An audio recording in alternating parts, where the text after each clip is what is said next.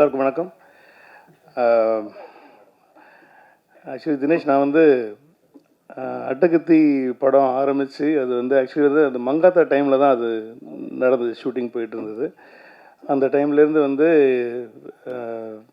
அது ரிலீஸ் டைமில் தான் வந்து எனக்கு வந்து அது தெரிஞ்சுது, இந்த படம் முடிஞ்சிருச்சு அப்படின்னு சொல்லி தெரிஞ்சுது. அந்த சமயம் தான் வந்து ரஞ்சித் வந்து ஒரு வாட்டி படம் பார்க்கலாம், அது எப்படி ரிலீஸ் பண்ணலாம் அப்படின்னு சொல்லி பேசும்போது, அப்போ நான் வந்து ஞானவேல் சார்கிட்ட கமிட் ஆயிருந்தேன். அப்போ வந்து ஒரு வாட்டி வந்து இப்போ ஞானவேல் சார்கிட்ட வந்து இந்த படத்தை போட்டு காட்டணுன்ற போது ரொம்ப சந்தோஷமான விஷயம் என்னென்னா வந்து வெற்றிமாறன் சாரையும் வந்து அந்த ஷோக்கு நம்ம கூப்பிட்ருந்தோம். கூப்பிட்டுட்டு வெற்றிமாறன் சார் வந்து ஒரு என்ஜாய் பண்ணுற மாதிரி வந்து நான் எந்த டேரக்டரும் வந்து ஒரு படத்தை என்ஜாய் பண்ண அவ்வளோ சத்தமாக சிரித்து சந்தோஷமாக என்ஜாய் பண்ணுவாங்க. அதுதான் வந்து பெரிய ப்ளஸ் ஆச்சு அந்த படம் வாங்கிறதுக்கு, ஞானவேல் சார் வாங்கி ரிலீஸ் பண்ணுறதுக்கு.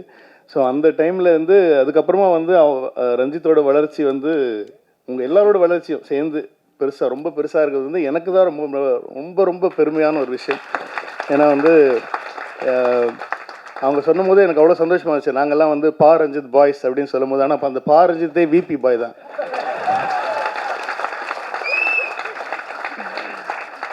நிஜமாக ரொம்ப சந்தோஷமாக இருக்குது. ஆனால் ஏன்னா நாங்கள் எல்லாமே அவங்க அது முன்னாடி சின்ன சின்ன படங்களில் வந்து அசிஸ்டண்ட்டாக ஒர்க் பண்ணிட்டுருக்காங்க. பட் ஆனால் வந்து நாங்கள் ஒரு குடும்பமாக சேர்ந்தது வந்து சென்னை 6,28,000 தான்.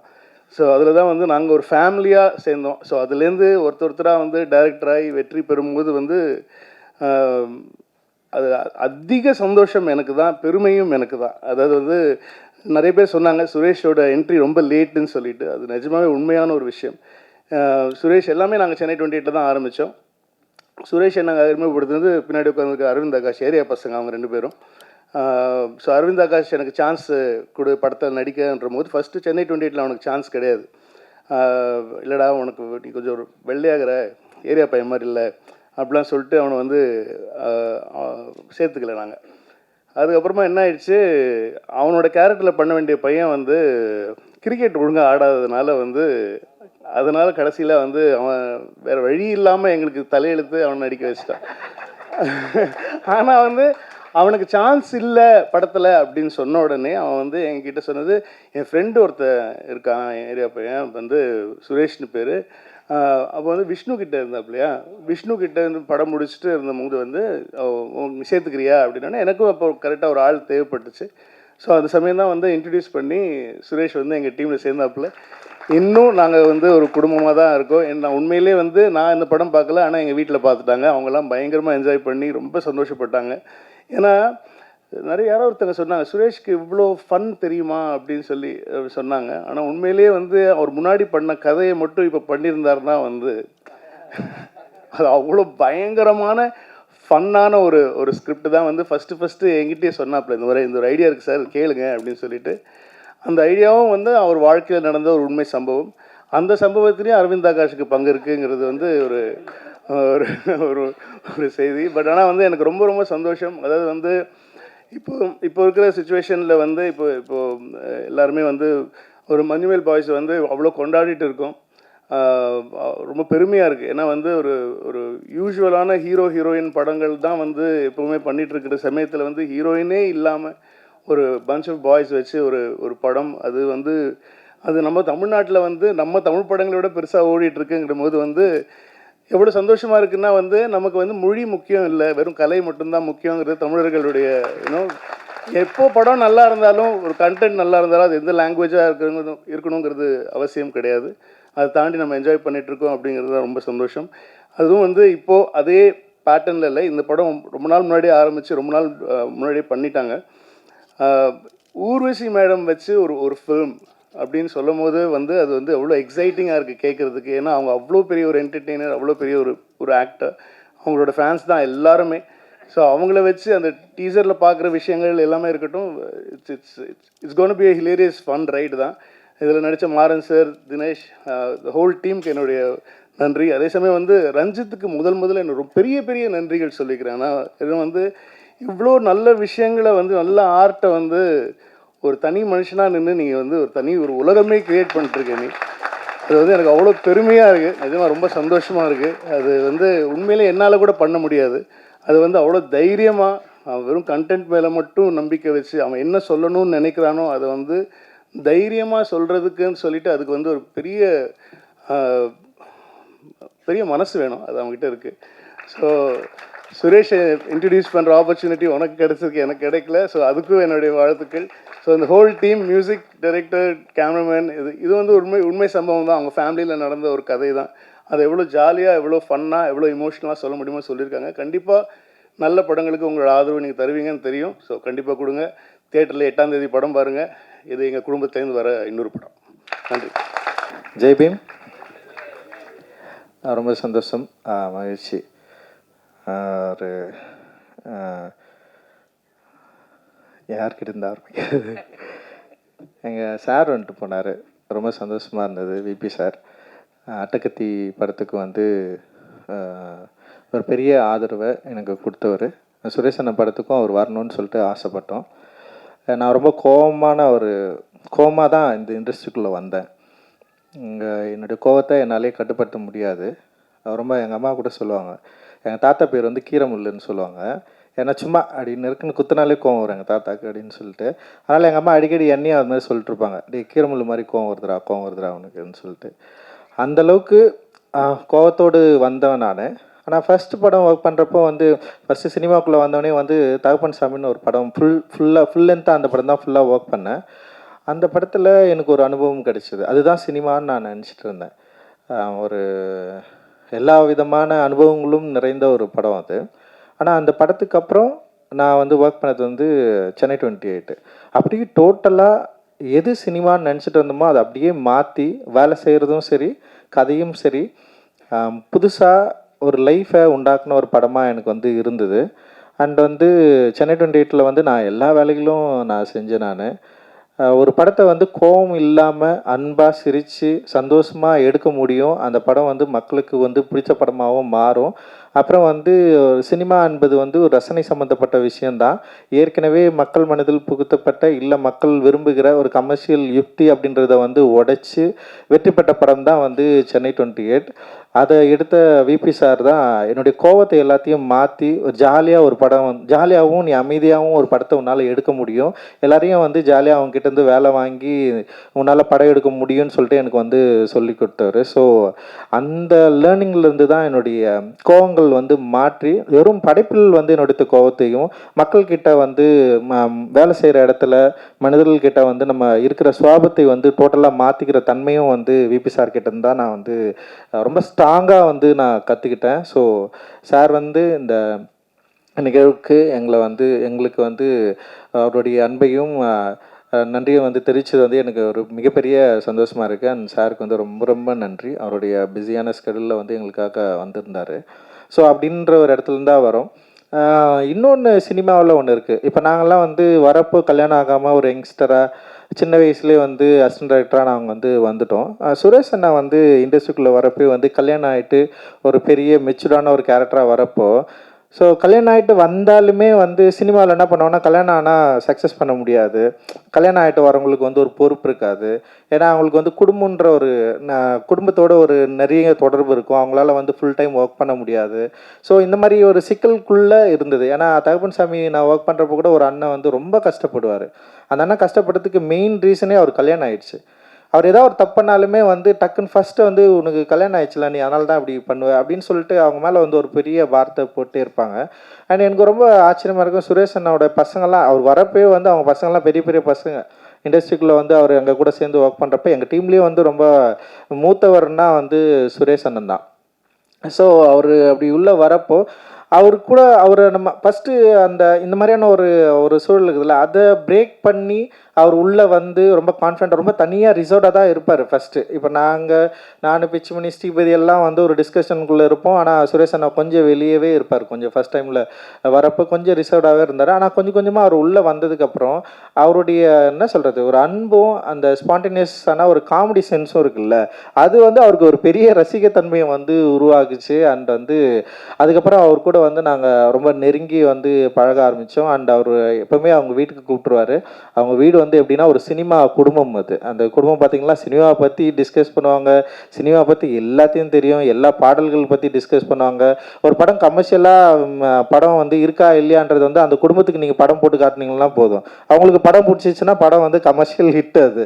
ஸோ அந்த அளவுக்கு வந்து அந்த குடும்பம் வந்து இருக்கும். அம்மாவாக இருக்கட்டும், சுரேஷ் அண்ணாவுடைய ஒய்ஃப் வந்து அண்ணியாக இருக்கட்டும், அவங்க வந்து சோறை வந்து ஆக்கி போட்டு அவங்களுடைய அன்பை வந்து பயங்கரமாக காட்டுவாங்க. இங்கே தான் சென்னையில் குறிப்பாக இங்கே இருக்க கேகே நகரில் தான் வந்து இருக்கிறாங்க. அவங்க வீட்டில் நீங்கள் போனீங்கன்னா அப்படியே வந்து வாழை இலை பெருசாக போட்டு வந்து எல்லா விதமான கறியும் வச்சு அப்படியே சோத்தை வந்து நிறைய கொட்டி சாப்பிட சொல்லி அவ்வளோ அன்பை வந்து கொடுக்குற ஒரு குடும்பமாக வந்து சுரேஷ் அண்ணா குடும்பம் தான். அவங்க அம்மா வந்து பயங்கரமாக வந்து சாப்பிட சொல்லுவாங்க, அன்னிங்க பயங்கரமாக சாப்பிட சொல்லுவாங்க. சஞ்சய் அவங்க பசங்க நீங்கள் இப்போ கூட போனீங்கன்னா அந்த குழந்தைங்கள்லாம் வந்து அவ்வளோ உரிமையாக வந்து அங்கிள்னு கூப்பிடும். லைக் வந்து நமக்கு வந்து அந்த உறவு மேலே இருக்கிற ஒரு பெரிய பற்றே வந்து ரொம்ப ஆச்சரியமாக இருக்கும். இப்போ நான்லாம் வளர்ந்ததுக்கப்புறம் எங்கள் அண்ணன் தம்பிக்கிட்ட நான் வந்து அந்தளவுக்கு க்ளோஸாக பேசிக்கிறேன்னா அதில் ஒரு சின்ன ஒரு இப்பன் பட்ஸ் இருக்கும். என்னால் வந்து அவ்வளோ க்ளோஸாலாம் இருக்க முடியாது. ஆனால் சுரேஷ் அண்ணனை பார்த்தா அவங்க அண்ணன் தம்பிங்க எல்லாருமே இன்றைக்கி வரைக்கும் வந்து அவ்வளோ க்ளோஸாக அவங்களால இருக்க முடியுது. அந்த உறவை அவங்களால குறிப்பாக சென்னையில் அவங்க இருந்த காலகட்டம் வந்து ஃபுல்லாக வயல்வெளிகள் நிறைந்த ஒரு கேகே நகரில் வசிச்சிருந்த ஒரு ஆள் இன்றைக்கி வந்து முழுக்க பில்டிங்காக மாறி போன ஒரு இடத்துல வந்து அந்த பில்டிங்குள்ளே தங்களுடைய உறவை வந்து அந்த குடும்ப உறவை வந்து காப்பாற்றிக்கிட்டு அவங்க வந்து அதை கொண்டாடுற விதம் இருக்குதுல்ல, அது வந்து பயங்கரமாக நமக்கெல்லாம் ஒரு பெரிய பாடமாக இருந்தது. அண்ட் அதுவுமே அவர் கூட எனக்கு வந்து ஒரு பெரிய ஒரு க்ளோஸ் ரிலேஷன்ஷிப்பை வந்து உருவாக்குச்சு. அவர்கிட்ட நான் எப்போவுமே வந்து ஒரு ஒர்க்கராக நான் டீல் பண்ணதே ஒரு அண்ணனாக தான் நான் அவரை எப்போவுமே நான் வந்து பார்த்துருக்கேன். எல்லாருக்குமே எங்கள் டீமில் எல்லாருக்குமே வந்து சுரேஷன் எதாவது பிரச்சனைனா சுரேஷன் சொல்லுவார். அவரோட டிமாண்ட் இல்லாத ஒரு பர்சன். அவருக்குன்னு ஒரு தேவையோ இல்லை எனக்கு இது வேணும் இது வேணாம் இல்லை நான் இப்படி தான் அப்படின்னு எதுவுமே இல்லாமல் அவர் பாட்டுன்னு வருவார், ஒர்க் பண்ணுவார், பயங்கர சப்போர்ட்டிவாக இருப்பார். அண்ட் வந்து அவர் சொன்ன மாதிரி தான் இப்போது வெங்கட் பிரபு சார் கிட்ட ஒர்க் பண்ணுறப்போ அது வேற ஒரு சூழல், இப்போ என்கிட்ட ஒர்க் பண்ணுறப்போ அப்படியே டிஃப்ரெண்ட்டான வேற ஒரு சூழல். முழுக்க புத்தகம் படிக்கிறது, வாசிக்கிறது, சினிமாவை வேற ஒரு பெர்ஸ்பெக்டிவில் பார்க்குறது, வேற ஒரு டிஸ்கஷன் இங்கே நடக்கும். அது எல்லாமே வந்து அவருக்கு ஒரு ஆச்சரியமாக இருந்தாலுமே அவர் இதுக்குள்ளே வந்து இதை பார்த்து புரிஞ்சுக்கிட்டது இருக்குல்ல. இப்போ அவரோட இந்த படத்தில் நம்ம அதை வந்து ஜேபிபியில் வந்து நமக்கு அது ரொம்ப கிளியராக வந்து தெரியும். ஸோ அவர் வேற ஒரு சூழலில் வேற ஒரு காலகட்டத்தில் வேற ஒரு இடங்கள்லேருந்து வந்தாலுமே கூட இப்போ என்கிட்ட ஒர்க் பண்ணுறப்போ இந்த சமூக சூழலை சிக்கல்களை புரிஞ்சுக்கிட்டு இங்கே நடக்கிற டிஸ்கஷன் அந்த டிபேட்டை வந்து அவர் செமையாக அண்டர்ஸ்டாண்ட் பண்ணிக்கிட்டு அவருடைய திரைப்படங்களில் அதை கண்ட்ரோலாக வந்து அவர் ஹேண்டில் பண்ண விதம் இருக்குல்ல, அது வந்து ஜேபியோட மிக ஸ்பெஷலானதாக நான் வந்து பார்க்குறேன். உண்மையிலேயே வந்து அது சூப்பராக அவர் வந்து ஹேண்டில் பண்ணியிருக்காரு. அவருடைய ஃபர்ஸ்ட் படம் வந்து அவரோட ஸ்கிரிப்ட் வந்து என்கிட்ட கொடுத்தாரு. அது ஏன் பண்ணல அப்படின்னு எனக்கு ரொம்ப பிடிச்ச படம், பயங்கரமாக கமர்ஷியலாக இருக்கும், ரொம்ப காமெடியாக இருக்கும். ஆனால் அதில் எனக்கு ஏன் பிடிக்கலன்னா அது வந்து ஒரு ட்ரக்கை மையப்படுத்தி இருக்கிறதுனால இதில் நீளமில் பண்ண முடியாதுண்ணா. ஏன்னா வந்து இது வந்து திடீர்னு இது வந்து ஒரு க்ளோரிஃபை பண்ணுற மாதிரி மாறிடும், அது ஒரு என்ஜாய் பண்ணுற மாதிரி மாறிச்சுன்னா வந்து அதுதான் இந்த படத்தில். ஏன்னா எனக்கு அவர் ரொம்ப க்ளோஸ், எனக்கு ரொம்ப பிடிக்கும். அண்ணோட ஃபஸ்ட்டு படம் நம்ம தான் பண்ணணும்னு சொல்லிட்டு எனக்கும் ஒரு விருப்பம் இருந்தது. ஆனால் அந்த படத்தில் இருக்கிற அந்த கண்டென்ட், அதாவது முக்கியமான அந்த பேஸ் வந்து ஒரு ட்ரக்கை சம்மந்தப்பட்டு இருக்கிறப்போ வந்து அது வந்து ஒரு ஜாலியாக மாறுறப்போ, ஸோ இதை நம்ம வந்து நீளமில் பண்ண முடியாதுன்னு சொல்லிட்டு நான் ஒரு முடிவுக்கு வந்து நான் சொல்கிறேன், இல்லைண்ணா இது வந்து டெஃபினட்டாக நீளமில் பண்ண முடியாது, ஆனால் நம்ம வேறு ஏதாவது ஒரு ப்ரொடக்ஷன் கூட சேர்ந்து நம்ம பண்ணலான்னு சொல்லிட்டு தான் இன்னொரு ப்ரொடக்ஷன் கூட சேர்ந்து அதை நம்ம ஆரம்பித்தோம். ஆனால் அந்த படம் வந்து நின்றுருச்சு. சரி, அதுக்கப்புறம் வந்து நீளமில் பண்ணுற மாதிரி ஏதாவது ஒரு கதை கொடுனா, நீ உனக்கு புரியும் அப்படின்னு சொன்னால் அவர் சொல்கிறார், இல்லை எனக்கு பொலிட்டிக்கலாலாம் எதுவுமே யோசிக்க வராது, இல்லை அவர் அந்த மாதிரியான கதைகளுக்குள்ளே அவர் போவே இல்லை அப்படின்னு யோசிக்கிறப்போ இந்த ஜேபிபி கதையை அவர் சொன்னோடனே எனக்கு வந்து ரொம்ப பிடிச்சிருந்ததுன்னா, இது வந்து எமோஷ்னல் உறவை பற்றி பேசுகிறது. டெஃபினட்டாக வந்து இது நீளம் வந்து இந்த படத்தை வந்து பண்ணுறதுக்கு ரொம்ப தயாராக இருக்கும்னா, இது வந்து அதுக்குள்ளே தான் இருக்குது, நம்ம இதை வந்து பண்ணலான்னு சொல்லிட்டு வந்து சுரேஷ் அண்ணங்கிட்ட நான் பேசினேன். ஸோ அந்த கதை வந்து எனக்கு ரொம்ப பிடிச்சிருந்தது. அந்த கதையை நான் படிக்கிறப்போ எனக்கு என்ன ஃபீல் கிடைச்சதோ அதுதான் அந்த ஃபர்ஸ்ட் டிராஃப்ட். ஒரு 3.5 மணி நேரம் வந்து ஒரு படத்தை வந்து அவர் எடிட் பண்ணி காட்டினதுக்கப்புறம் எனக்கு படம் பார்த்து எனக்கு பயங்கர சந்தோஷமாயிடுச்சு. பல இடங்களில் நான் வந்து சிரித்தேன், பல இடங்களில் நான் எமோஷ்னல் ஆனேன். அண்ட் வந்து உடனே வந்து அவங்க வீட்டுக்கு நான் ஃபோன் பண்ணி சொல்லணும்னு தோணுச்சு, சுரேஷ் அண்ணன் ஜெயிச்சிட்டாரு, சுரேஷ் அண்ணனுக்கு வந்து இந்த படம் வந்து பெரிய வெற்றி படமாக இருக்கும். அவங்க வீட்டிலலாம் சொல்லுங்க. ஏன்னா அண்ணி இப்போ நான்லாம் வந்து ஒரு சின்ன பையனாக வந்து ஒர்க் பண்ணி படம் பண்ணி ஒரு இடத்துக்கு வந்துட்டேன். ஆனால் அவர் வந்து வரப்போ ஒரு 31 இயர்ஸில் வந்தார். அவங்க ஃபேமிலி வந்து அவருக்கு வேறு வேலையே இல்லை, அசிஸ்டன்ட் டைரக்டர் வேலை தான். அசிஸ்டன்ட் டைரக்டரில் எவ்வளோ சேலரி கிடைக்கும்னு நமக்கு தெரியும். ஆனாலுமே வந்து அவங்க ஃபேமிலியில் வந்து அவர் ஒரு எதிர்பார்த்துட்டே இருக்கிறப்போ அவர் எப்படியாவது வந்து ஜெயிச்சிருவாரா அப்படின்னு யோசிக்கிறப்போ என்னால் ஃபர்ஸ்ட் டிராஃப்ட் பார்த்துட்டு என்னால் அவ்வளோ கான்ஃபிடென்ட்டாக சொல்ல முடிஞ்சுது. இந்த படம் நிச்சயமாக வந்து மக்களுக்கு வந்து பிடித்த கொண்டாடுற ஒரு படமாக இருக்கும். அப்படி ஒரு படத்தை வந்து சுரேஷனை ஹேண்டில் பண்ணியிருக்காரு. அண்ட் வந்து அந்த டெக்னீஷியனு அவங்க ஒர்க் பண்ண விதம் எல்லாருமே ரொம்ப கண்ட்ரோல்டாக செம்ம சூப்பராக இருந்தது. அது வந்து எனக்கு ரொம்ப ரொம்ப பிடிச்ச ஒரு படமாக இருந்தது. அதுதான் நான் சுரேஷனங்கிட்ட வந்து பகிர்ந்துக்கிட்டேன். நிச்சயமாக இந்த படம் வந்து எனக்கு ஃபர்ஸ்ட் டைம் நான் பார்க்குறப்ப எனக்கு என்ன எமோஷனல் க்ரியேட் பண்ணிச்சோ அது ஆடியன்ஸ் கிட்ட நிச்சயமாக க்ரியேட் பண்ணணும்னு ஒரு பெரிய நம்பிக்கையோடு நான் வந்து காத்துட்ருக்கிறேன்னா. ஏன்னா இன்னைக்கு இருக்கிற சூழலில் என்ன மாதிரியான படங்கள் ஓடும் ஓடாதுன்றதை வந்து ஒரு முன்முடிவோடு நம்மளால் அணுகவே முடியல. ஏன்னா ஒரு ரொம்ப ஆக்ஷனு ரொம்ப அகோரித்தனமான ஒரு ரத்தம் தெரிக்கிற படங்கள் தான் வந்து இங்கே ஓடுன்னு சொல்லிட்டு சமீபத்தில் வந்து அந்த படங்கள் வந்து எண்ணிக்கையில் இடமா வந்துட்டே இருக்கிறப்ப தான் மஞ்சுமல் பாய்ஸு, ப்ளூ ஸ்டார் மாதிரியான படங்கள் ரிலீஸ் ஆகி மக்கள்கிட்ட வந்து ஒரு பெரிய வரவேற்பை பெற்று பெரிய வெற்றி படமாக மாறுது. ஸோ மக்களுடைய ரசனையை வந்து நம்ம ஒரு இது இப்படி தான் இருக்குது, மக்கள் இதுதான் பிடிக்குது அப்படின்றத வந்து நம்மளால் வந்து அது ஸ்டீரியோடைப் பண்ண முடியாதுன்னு நான் நினைக்கிறேன் நான். ஸோ அதனால் இந்த ஜேபிபி படம் நிச்சயமாக மக்களுடைய ரசனைக்கு ஏற்ற, மக்களுடைய ரசனையை ரொம்ப இணைக்கிற விரும்புகிற ஒரு படமாக டெஃபினட்டாக இருக்கும்னு நான் நினைக்கிறேன். காரணம் இந்த படத்தோட கண்டென்ட் அண்ட் ஆக்டர்ஸ், இந்த படத்தில் நடிச்சிருக்கிற நடிகர்கள் அண்ட் வந்து ரொம்ப இயல்பாக ஒரு படத்தை வந்து நடிச்சிருக்காங்க. குறிப்பாக ரியலிஸ்டிக் படங்கள் வந்து நம்ம வந்து பற்றி பேசுகிறப்ப வந்து ரியலிஸ்டிக் படங்கள் ரொம்ப அடர்த்தியாக இருக்கும், ரொம்ப பொலிட்டிக்கலாக இருக்கும், ரொம்ப சோசியலில் வந்து சோசியலான படங்களே வந்து அதில் இருக்கிற மாதிரியான ரியலிஸ்டிக் படங்களை தான் நம்ம நிறைய பார்த்துருக்குறோம். ரொம்ப சிம்பிளாக மனிதர்களோட உறவுகளை, அதோட எமோஷனை, அதோட வேல்யூவோட பேசுகிற ஒரு படமாக வந்து இந்த ரியலிசம் சினிமா இருக்கும் அப்படின்னு நான் நினைக்கிறேன். ஜேபிபி வந்து ஒரு பக்கா ரியலிஸ்டிக் மூவி. நீங்கள் அந்த படத்தை வந்து எந்த விதமான ஒரு கமர்ஷியல் என்ன சொல்கிறது, ஒரு சினிமா ஒரு ஸ்டீரியோடைப்பிக்கான ஒரு இதுக்குள்ளே பொருத்தாமல் ஒரு குடும்பத்தை அப்படியே வந்து நம்ம அதுக்குள்ளே இருந்த அந்த விஷுவல் அந்த படத்தை பார்க்குறப்போ அதோட சேர்ந்து கனெக்ட் பண்ணி அந்த லைஃபோட நம்மளும் இயங்குற மாதிரியான ஒரு திரைப்படத்தை வந்து இந்த டெக்னீஷியன்ஸ் வந்து கொடுத்துருக்காங்க, இந்த ஆக்டர்ஸ் வந்து கொடுத்துருக்காங்க. லைக் வந்து சினிமாட்டோகிராஃபியை பற்றி நான் பேசி ஆகணும். அண்ட் வந்து செம்ம லைவாக இருக்கும், அதோட ஃப்ரேமிங் சென்ஸாக இருக்கட்டும், லைக் அதோட கலர்ஸு ரொம்ப எனக்கு என்னென்னா மஞ்சுமல் பாய்ஸோட வெற்றி வந்து என்னன்னு கேட்டிங்கன்னா அதோட இயல்பு தன்மை தான், ஒரு எளிமை தான். அந்த எளிமையை வந்து மக்கள் வந்து அதை அப்படியே அக்செப்ட் பண்ணிக்கலாம். அதில் வந்து திரைக்கதை பயங்கரமாக இருக்கணும்னு யோசிச்சிருக்க மாட்டான், ரொம்ப சிம்பிளாக இருக்கும். ஒரு ஆக்டருக்கு, ஒரு நடிகருக்கு, ஹீரோவுக்கு ஒரு சாங்கு இல்லை வந்து அப்படின்னு சொல்லிட்டு எந்த கேரக்டரையும் வந்து தனியாக பிரிக்காமல் ரொம்ப இயல்பாக சிம்பிளாக பண்ணியிருப்பாங்க. ஃபர்ஸ்ட் ஹாஃப் முடிகிறப்ப என்னடா டக்குன்னு முடிஞ்சிச்சுன்னு தோணும். இப்போ செகண்ட் ஹாஃப் முடிகிறப்போ ஒரு கிளைமேக்ஸில் ஒரு சாங் வச்சு நம்ம எல்லாரையும் வந்து பயங்கரமாக கனெக்ட் பண்ணியிருப்பாங்களா, ரொம்ப சிம்பிளாக இருக்கும். அந்த மாதிரி ஒரு சிம்பிளான படமாக நிச்சயமாக வந்து ஜேபிபி வந்து வந்திருக்கு. எனக்கு எங்கள் அம்மா பார்த்துட்டு என்கிட்ட சொன்னது இதுதான், நீ எட்ட படத்துல இதுதான்டா சூப்பராக இருக்குன்னு எங்கள் அம்மா வந்து சொன்னாங்க. எங்கள் அம்மா ரொம்ப சந்தோஷப்பட்டாங்க. இப்போ அட்டகத்தி படம் பார்த்து முடிச்சோடனே எங்கள் அம்மாவுக்கு அந்த படம் புரிஞ்சுதான்னு கூட எனக்கு தெரியாது. எங்கள் அப்பா தான் சொன்னார், டே என் கதையை எடுத்து நீ படம் ஜெயிச்சிட்டா அப்படின்னு சொன்னார் எங்கள் அப்பா.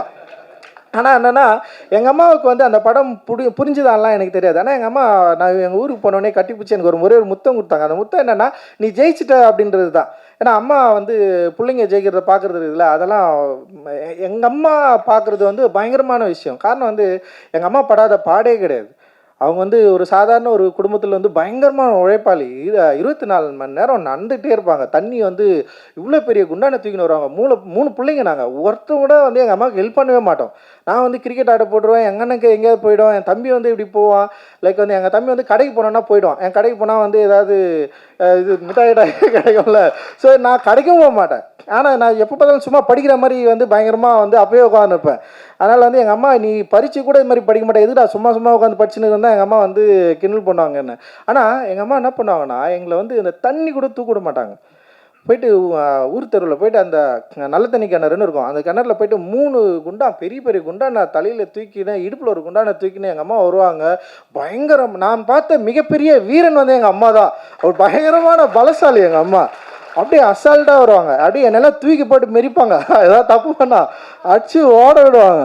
ஸோ அடிச்சுட்டு உடனே பயங்கரமாக அழுவாங்க. அப்புறம் வந்து ஈவினிங்காக போண்டா இடம் சுட்டு தருவாங்க, இதரா சாப்பிடுங்கடா அப்படின்னு சொல்லிட்டு 3 பேரும் உட்கார வச்சு வந்து ஸோ எங்கள் அம்மா பற்றிய நினைவுகளை வந்து என் பொண்ணு மகிழினி கிட்ட தான் நான் அதிகமாக பகிர்ந்துருப்பேன். நைட்டு தூங்குறப்போ வந்து என் பொண்ணு வந்து கதை கேட்கும். அப்பா கதை சொல்லுப்பா, யாரை பற்றி கதை, ஆயா பற்றி கதை சொல்லு, ஆயா உங்களை எப்படி அடிப்பாங்க அதை சொல்லு. ஏன்னா என் பிள்ளைங்களை அடிச்சதே இல்லை என் மகளை. ஸோ எங்கள் அம்மா வந்து அவ்வளோ பாடுகளை சுமந்து, ஸோ அப்பா வந்து குடிப்பார். ஸோ குடிக்கிற அப்பா எப்படி இருக்கும்னு சொல்லிட்டு நமக்கு எல்லாருக்குமே ஒரு இமேஜ் இருக்கும். அண்ட் வந்து எங்கள் அப்பா நிறைய பாசிட்டிவ் இருக்குது, எனக்கு சில கஷ்டமான நினைவுகளும் இருக்குது. ஆனால் எங்கள் அம்மா அந்த கஷ்டத்தை வந்து எங்களுக்கு 1% கூட எங்களுக்கு வந்து கடத்துனதே கிடையாது. அது வந்து அந்த வலியை, அந்த பெயினை வந்து எங்கள் அம்மா வந்து அவ்வளோ வந்து இருந்தாலுமே ஒரு ஒரு சோகத்தையே எதுவுமே கடத்தாமல் எங்களை வந்து அதான் சொல்கிறேன், சோறாக ஆக்கி போட்டு, கறியாக ஆக்கி போட்டு, மீனாக ஆக்கி போட்டு வந்து எங்களை வந்து சாப்பிட சொல்லி ஐயோ நான் பாக்கெட்டில் இட்லி போட்டுன்னு போயிடுவேன். நான் எங்கேயாவது விளையாட ஞாயிற்றுக்கிழமை கிரிக்கெட் விளையாட போகிறப்போ வந்து கறி வாயில் போட்டுன்னு போயிடுவேன். நான் அந்த கறியை மென்று அப்படி அவ்வளோ வந்து எங்கள் அம்மா வந்து நான் வந்து சொல்லிட்டே இருப்பேன். எங்கள் அம்மா நான் ஊர்லேருந்து கிளம்பி வரப்போ எங்கள் அம்மா சொன்ன ஒரே வார்த்தை தான், எப்பா நீ வந்து எப்படியானாலும் வந்து நல்ல பேரை எடுக்கணும், அப்படி தான் எங்கள் அம்மா வந்து சொன்னாங்க. ஸோ எங்கள் அம்மா சந்தோஷப்படுற மாதிரி, எங்கள் அம்மா வந்து மகிழ்ச்சி அடைகிற மாதிரி வந்து என் ப்ரொடக்ஷனில் ஒரு படம் வந்திருக்கு. எங்கள் அம்மா பார்த்து ரொம்ப சந்தோஷப்பட்டாங்க. எங்கள் அம்மாவுக்கு வந்து எல்லா அம்மாவுக்குமா தான், ஒரு தலித் குடும்பத்தில் இருக்கிற அம்மாவுக்கு வந்து ஒரு பிரச்சனை இருக்கப்பா, நீ எங்கே போனாலும் நீ யாருன்னு கேட்டால் சொல்லாதன்னு சொல்லுவாங்க, நீ என்ன கறி சாப்பிட்றன்னு கேட்டு இதெல்லாம் செய்யாதுன்னு சொல்லுவாங்க. ஸோ அதே தான் எங்கள் அம்மா சொல்லி என்னையும் அமிச்சாங்க. நம்ம பேசுறதை பார்த்து எங்கள் அம்மாவுக்கு ரொம்ப பயம் இருக்கும். எப்போ போகிறப்ப டே ஏன்டா நீ இப்படி ஸ்டேஜில் இப்படியெல்லாம் பேசுகிற, கத்தாதரா, சண்டை போடாதரா, யார்கிட்டையும் நீ எதுக்குடா இப்படி பண்ணுற, பயமாதரா, வயிற்றுல நெருப்பு கட்டின்னு இருக்கிற மாதிரி இருக்குதுன்னு சொல்லுவாங்க எங்கள் அம்மா ஒவ்வொரு முறையும். ஸோ அப்பா இறந்ததுக்கப்புறம் அப்பாவே அப்படி தான். ஆனால் எங்கள் அப்பாவுக்கு வந்து ரொம்ப பெருமை. என் ஃபோட்டோ எப்போ ஏதாவது வந்து தினத்தந்தில் இதெல்லாம் வந்ததுன்னு வச்சுக்கேன், அது கட் பண்ணி எடுத்து போய்ட்டு அவர் ஆஃபீஸில் எல்லாம் போட்டு கடவுள் பயங்கரமாக பண்ணுவார். என் பையன் இப்படி பேசுகிறான்னு அதெல்லாம் பண்ணுவார். ஆனால் கடைசி காலத்தில் அப்பா வந்து ஹாஸ்பிட்டலில் இருக்கிறப்போ எனக்கு வந்து அப்போ ராஜராஜன் சோழன் இஷ்யூவில் வந்து எனக்கு வந்து இந்த பெயில் கிடைக்கிறதுல கொஞ்சம் போயிட்டு இருந்தேன். அந்த டென்ஷனில் அப்பா இருந்தார். அப்போ அப்பாவை மூக்கில் இதெல்லாம் வச்சுட்டு இருந்தாங்க. அப்போ வந்து அவருடைய அப்பயும் என்ன பண்ணுறாருன்னா வந்து டிவியில் பார்த்துட்ருக்காரு. அப்பா அப்பல்லோவில் வந்து இருக்கிறாரு, டிவியில் பார்த்துருக்காரு. எனக்கு பெயில் வந்தது வந்து அதில் பார்த்துருக்காரு போல். பார்த்துட்டு அவருக்கு பயங்கர சந்தோஷமாகிடுச்சு. போனால் வந்து அவர் கண்ணிலேருந்து கண்ணீர் வந்தது. டே இது மாதிரி வந்து உனக்கு பெயில் கிடச்சதை பார்த்தேன்ப்பா, நீ இது மாதிரிலாம் பேசாதப்பா, அதெல்லாம் பண்ணாதப்பா அப்படின்னா. அப்போ நான் சொன்னேன்ப்பா நம்ம பேசலைன்னா வேறு யார்ப்பா பேசுவாங்க, நம்ம தான் பேசி ஆகணும் அப்படின்னு சொன்னோடனே வந்து அவருக்கு வந்து அந்த பயம் இருந்தாலுமே, அம்மாவுக்குமே அந்த பயம் இருந்தாலுமே, அம்மா வந்து என்னை வந்து இப்போ வரைக்கும் நம்ம வீட்டுக்கெல்லாம் போனால் ரஞ்சம்மான்னு கூப்பிடுவாங்க. என்ன ரஞ்சம்மா, எங்கள் அம்மாவுக்கு பொண்ணு இல்லை, அதனால் என்னை வந்து ரஞ்சம்மான் தான் கூப்பிடுவாங்க. ஸோ அந்த ரஞ்சம்மான்னு கூப்பிட்றப்போ இப்போ எங்கள் அம்மா வந்து இந்த 3 பிள்ளைங்களும் டிஃப்ரெண்ட்டாக பார்த்ததே கிடையாது. எனக்கு இன்னும் எங்கள் அம்மா மேலே பெரிய பொறாமல் இருக்கும். ஏன்னா எங்கள் அம்மா வந்து எங்கள் அண்ணன் மேலே அவ்வளோ பாசமாக இருப்பாங்க, என் தம்பி மேலே அவ்வளோ, என் தம்பி கூட தான் இருக்கிறாங்க, எங்கள் வீட்டுக்கு வேணால் வரமாட்டாங்க. இங்கே வந்தாங்கன்னு வச்சிங்களேன், ஒரு நாள் இருப்பாங்க, 2 நாள் உடனே ஓடுவாங்க. வேலை இருக்குதுடா நான் போகிறேன், என்னம்மா வேலை இருக்குது உனக்கு அப்படின்னு நான் கேட்பேன். நான் இன்றைக்கி போயிட்டு வந்து அங்கே வீட்டில் வந்து ஒரு லைப்ரரி கட்டணும்னு நான் சொன்னேன். எங்கள் அம்மா தான் அந்த இடம்லாம் க்ளீன் பண்ணி மண்ணு போட்டு, எப்போ மண்ணு போட்டுட்டாடே காசு அனுப்படா அப்படின்னு. ஸோ இந்த மாதிரி அம்மா வந்து என்னோட அம்மா இருக்காங்கள்ல, அந்த அம்மாவை லைக் வந்து ஜேபிபியில் வந்து அந்த மாதிரி ஒரு அம்மாவை நம்ம பார்க்குறப்போ வந்து பல இடங்களில் வந்து எனக்கு வந்து எமோஷ்னல் ஆச்சு. ரொம்ப சிம்பிளாகவே எமோஷ்னல் ஆகிற ஒரு ஆள் தான் நான். ஏன்னா எங்கள் அப்பா வந்து டிவி பார்த்துன்னு இருக்கிறப்போ வந்து தங்கச்சி பாசம் வந்துச்சுன்னா எங்கள் அப்பாவுக்கு தொண்டையெல்லாம் ஒலிக்கும், அப்படியே அழுவார், கண்ணீராக ஊற்றும், தேம்பி அழுவார். நாங்களாம் பயங்கரமாக உட்காந்து சிரிச்சுட்டு இருப்போம். ஸோ அந்த டைமில் நமக்கு புரியாதுல்ல, டிவி பார்க்குறப்போ ஒரு அம்மாவை பற்றி வரப்போ இல்லை வந்து தங்கச்சியை பற்றி வரப்போ ஒரு எமோஷ்னல் பயங்கரமாக ஒர்க் ஆகும் எங்கள் அப்பாவுக்கு. ஸோ அந்த மாதிரி நான் இப்போ இந்த படங்கள்லாம் பார்க்குறப்போ உட்காந்து நான் அழுதுன்னு இருக்கிறேன் நான். இப்போ தான் தெரியுது. ஸோ வந்து படங்களில் இருக்கிற அம்மாக்களில் இந்த கதாபாத்திரங்கள் வந்து எப்படி வந்து மனிதர்களோட வந்து ஒன்றி போகுது, அது வந்து எவ்வளவு பயங்கரமாக வந்து எமோஷனலை வந்து கொடுக்குது அப்படின்றத வந்து ஜேபேபி படத்து மூலமாக நான் பயங்கரமாக வந்து என்ஜாய் பண்ணேன். இந்த என்ஜாய்மெண்ட் டெஃபினட்டாக உங்களுக்கு வந்து கிடைக்கும் அப்படின்னு நான் நினைக்கிறேன்.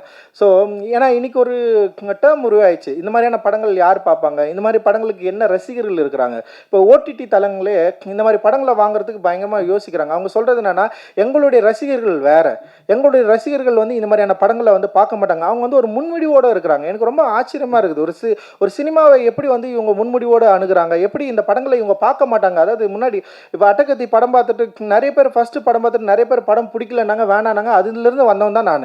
அட்டகத்தி படத்தின் மூலமாக தான் நான் இவ்வளோ தூரம் வந்து நின்றுருக்கிறேன். பல பேருக்கு பிடிக்கல படம். அந்த மாதிரி இன்றைக்கும் வந்து நிறைய பேர் என்ன பண்ணுறாங்கன்னா, அவங்களுடைய ரசனைகள் அப்படின்றது, மக்களுடைய ரசனை இப்படி தான், இந்த மாதிரி இருக்காது, இந்த படங்கள்லாம் பிடிக்காது, இந்த மாதிரி படங்களை வந்து பார்க்க மாட்டாங்க, இன்றைக்கி வந்து வேற ஒரு டைமாக மாறிச்சு, இன்றைக்கி இருக்கிற யங்ஸ்டர்ஸ் வந்து இந்த மாதிரியான படங்கள் வந்து அவங்களுக்கு பிடிக்காது அப்படின்ற இடத்துல வந்து பேபியும் அந்த மாதிரியான பிரச்சனையை வந்து ஹேண்டில் பண்ணிட்டு இருக்கு. ஆனால் நான் ஷூராக சொல்கிறேன், டெஃபினட்டாக அந்த முன்னுரிகளை உடைச்சி இந்த படம் வந்து மக்களுக்கு பிடித்த மிக முக்கியமான சினிமாவாக மாறும் அப்படின்னு நான் நம்புகிறேன். காரணம் வந்து ஊர்வசி அம்மாவோட ஆக்டிங், சரி அவங்கள பற்றி நம்ம வந்து நிறைய படங்களை பார்த்துருக்கோம். இந்த படத்தில் அவங்க வந்து ரொம்ப பயங்கர இயல்பாக இருக்கிறாங்க. எனக்கு ரொம்ப ஆச்சரியம், ஒரு சென்னை ஸ்லாங்கை எப்படி இவங்க இயல்பாக இப்படி பேசியிருக்காங்க. அந்த சென்னை மனிதர்களுடைய சுவாபம், அந்த உடல், அந்த பாடி லாங்குவேஜ், அவங்க பேசுறது, அந்த வார்த்தைகள், அந்த வார்த்தைகளோட உச்சரிப்பு அவ்வளோ அற்புதமாக, அவ்வளோ பர்ஃபெக்டாக இருந்தது. ஒரு ரியலாக சென்னையில் இருக்கிற ஒரு ஒரு ஒரு பாட்டியை, ஒரு அம்மாவை, எங்கள் அம்மா பேசுகிற நிறைய வார்த்தைகள் இந்த படத்தில் நீங்கள் வந்து பேசியிருக்கீங்க. சுரேஷனோட அம்மா பேசுகிற வார்த்தைகளை நிறைய நீங்கள் வந்து பேசியிருக்கிறீங்க. அவ்வளோ இயல்பாக இருந்தது. பல காட்சிகள் இருக்குது. குறிப்பாக கிளைமேக்ஸில் ஒரு சீன் வரும். இவங்க என்ன பண்ணுவாங்கன்னா, ஒரு நீதிமன்றத்தில் வந்து உட்காந்துருப்பாங்க. அப்போ வந்து வெளியே உட்காந்துங்கிறப்போ வந்து, எப்பா கொஞ்சம் பானிபூரி வாங்கினேன்னு சொல்லிட்டு சொன்னோடனே இவன் தினேஷ் ஓடி போய் வாங்கிட்டு வருவான். வந்து கொஞ்சம் சாப்பிட்டு முடிச்சோடனே உடனே எப்பா அந்த சோளம் கொஞ்சம் வாங்கினேன், திரும்ப எழுந்து ஓடுவானுங்க. அப்புறம் திரும்ப ஒன்று கேட்குறப்ப வந்து தினேஷை யாரோ கேட்பாங்கன்னு நினைக்கிறேன், அம்மா என்னம்மா நீ சும்மா ஏதாவது கேட்டுனே இருப்பியா அப்படின்னு சொன்னோடனே உடனே அம்மா சொல்லுவாங்க, டேய் நீங்கள் குழந்தையா இருப்போ நீங்கள் கேட்டதெல்லாம் நான் வாங்கி கொடுத்தேன்ல, என்னைக்காவது நான் வந்து ஏன்னா நீங்கள் சும்மா கேட்டுன்னு நான் சொன்னேன்னா இன்னைக்கு அம்மா நான் கேட்குறேன் போய் வாங்கினாங்கடா அப்படின்னுவாங்க. ஸோ அம்மாக்கள் குழந்தையாகிற தருணம் இருக்குதுல்ல, அம்மாக்கள் குழந்தையாகிற தருணம், ஒரு நடிப்பு பயணத்தை வந்து இந்த படத்தில் வந்து அவர் தொடர்றாரு அப்படின்றத வந்து நான் ரொம்ப பெருமையாக நான் வந்து சொல்லிக்கிறேன். அண்ட் வந்து இதில் நடிச்சிருந்த எல்லாருமே வந்து பானு பயங்கரமாக பண்ணியிருந்தாங்க. அண்ட் வந்து மெலடி ரொம்ப நல்லா பண்ணியிருந்து, அந்த இவங்க எல்லாருமே வந்து நல்லா பண்ணியிருந்தாங்க. மியூசிக் வந்து ரொம்ப சிம்பிளாக, சந்தோஷ் நாராயணுக்கு எப்படி வந்து ஒரு அட்டகத்தி வந்து ஒரு ரொம்ப சூப்பரான ஒரு தொடக்கமாக இருந்ததோ, அதே மாதிரி வந்து பிரிட்டோவுக்கு வந்து இந்த படம் வந்து நிச்சயமான ஒரு தொடக்கமாக இருக்கும். அண்ட் எடிட்டர் எல்லாருமே, ராமு ஆர்ட் டைரக்டர் ரொம்ப எமோஷ்னலாக பேசினா, அவனை பார்த்தாலே ஒரு முரடர் மாதிரி இருக்கிறான், ஆனால் வந்து அவ்வளோ ஒரு எமோஷ்னலை வந்து அவனுடைய உடம்புக்குள்ளே வந்து வச்சுருக்கான் ஏகன். அண்ட் வந்து இதில் ஒர்க் பண்ண எல்லாருக்குமே வந்து என்னுடைய மிகப்பெரிய நன்றிகள். அண்டு இதுக்கு பெரிய சப்போர்ட்டாக இருந்த அதித்தி ஆனந்தை பற்றி நான் பேசி ஆகணும். அண்டு வந்து அதித்தி வந்து காலா படத்தின் மூலமாக என்னை ரொம்ப பிடிச்சி போயிட்டு அவங்க வந்து என் கூட வந்து சேர்ந்து படம் பண்ண வந்தாங்க. தனுஷோட படத்தை வந்து அவங்க ப்ரொடியூஸ் பண்ணியிருந்த ஒரு ப்ரொடியூசர். அவங்க ஹிந்தியில் பாலிவுட்டில் வந்து நிறைய படம் பண்ணியிருக்காங்க. அண்ட் வந்து அவங்க என் கூட சேர்ந்து ஒர்க் பண்ணுன்னு சொல்லிட்டு வந்ததுக்கப்புறம் ஒரு 5 படம் பண்ணலான்னு சொல்லிட்டு பிளான் பண்ணோம். அந்த 5 படத்தில் வந்து சுரேஷ் அண்ணா படமும் இருந்தது.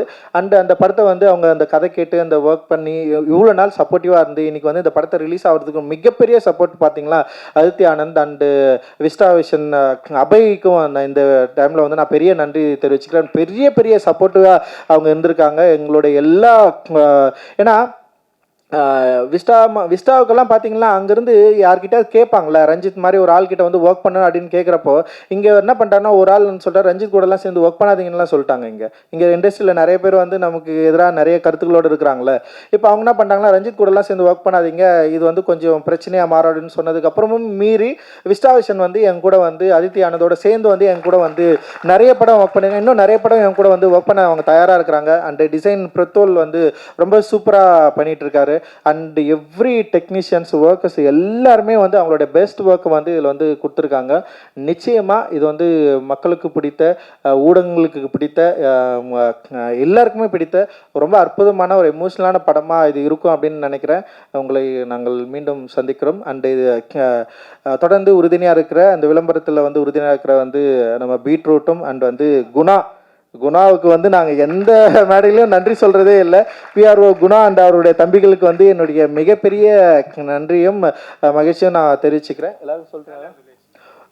கவிதாவுக்கு வந்து ரொம்ப நன்றி. அவங்களுடைய அடைமொழியில் வந்து எல்லாரும் வந்து அற்புதமாக அவங்க வந்து எல்லாரையும் இன்வைட் பண்ணுறது. அண்ட் இந்த படத்தை எங்களோட சேர்ந்து ரிலீஸ் பண்ணுற சக்தி ஃபிலிம் ஃபேக்ட்ரிக்கு வந்து இந்த இடத்துல வந்து நன்றி தெரிவிச்சுக்கிறேன். காரணம் வந்து ப்ளூ ஸ்டார் அப்படின்ற வெற்றி படத்தை நம்ம தொடர்ந்து இயங்கலான்னு சொல்லிட்டு இந்த படத்து மேலே பெரிய நம்பிக்கை வச்சு, என் மேலே பெரிய நம்பிக்கை வச்சு இந்த படத்தை வந்து மார்ச் 8 வந்து நம்ம வந்து ரிலீஸ் பண்ணுறோம். அண்ட் அவங்க வந்து ஒரு பெரிய சப்போர்ட்டிவாக இருந்தாங்க. அண்ட் சக்திவேலனுக்கு வந்து என்னுடைய மிகப்பெரிய நன்றிகள். மார்ச் 8 வந்து மகளிர் தினத்தை முன்னிட்டு இந்த படத்தை வந்து ரிலீஸ் பண்ணுறோம். அண்டு எல்லாருமே உங்களுடைய அம்மாக்களோட வந்து இந்த படத்தை பார்க்கணும் அப்படின்னு சொல்லிட்டு நாங்கள் வந்து வேண்டுகோள் வைக்கிறோம். குறிப்பாக இந்த படம் தியேட்டர் அனுபவத்துக்காக எடுக்கப்பட்டது. தியேட்டரில் நம்ம எல்லாரும் ஒன்று கூடி தியேட்டரில் வந்து அந்த படத்தை பார்த்து நம்முடைய உணர்வுகளை சந்தோஷத்தை பகிர்ந்துக்கணும், கொண்டாடணும் அப்படின்ற விருப்பத்தோடு எடுக்கப்பட்ட படம். நிச்சயமாக நீங்கள் எல்லோரும் தியேட்டரில் வந்து இது வந்து படம் பார்க்கணும். உங்களுக்கு விருப்பமான தியேட்டர்களில் இந்த படம் வந்து ரிலீஸ் ஆகும். நீங்கள் வந்து வரணும், பெரிய ஆதரவு எங்களுக்கு தரணும், தொடர்ந்து நல்ல சினிமாக்களை தமிழ் சினிமாவில் தொடர்ந்து எடுக்கணும் அப்படின்றது தான் எங்களோட விருப்பம். உங்களுடைய பெரிய ஆதரவுக்கும் பெரிய வாழ்த்துக்களுக்கும் பெரிய நன்றி நன்றி நன்றி. மகிழ்ச்சி. ஜெய்பீம். தேங்க்யூ. வெகுஜனமாக நடித்து வெகுளியாக நடித்து வெகுஜன மக்களை சென்று சேர்ந்தவர். நடிப்பாலும் சிரிப்பாலும் ஊரை வசியப்படுத்தும் ஊர்வசி முந்தானை முடிச்சு பரிமளா இப்போது ஜே பேபியாக உங்கள் முன் பேச வருகிறார். அழைக்கிறோம் ஊர்வசி அவர்களை.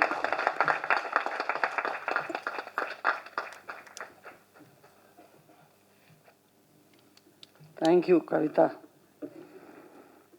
எல்லாருக்கும் வணக்கம். ஏன்னா அவங்க பேரும் சேர்ந்து இருக்கிறதுனால மறக்காமல் சொல்லிட்டேன். அதுக்கு தான் தேங்க்ஸ். உண்மைதான், 10வது வயசுலேருந்து ஒரு பயணம் பண்ணும்போது ரொம்ப இப்படி திரும்பி பார்க்க வேண்டியிருக்கு. பட் எல்லா காலத்துலேயுமே எல்லா இண்டஸ்ட்ரியிலையும் ஏதோ படம் பண்ணிகிட்டு இருக்கிறதுனால ரொம்ப ஒரு கேப் எனக்குமே ஃபீல் ஆனதில்லை.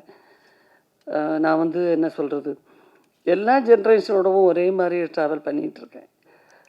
இந்த படம் ஜேபிபிங்கிற படம் என்னன்னு சொல்கிறது, இந்த படம் ஒத்துக்கிறதுக்கு ரொம்ப டைம் எடுத்துக்கிட்டேன்.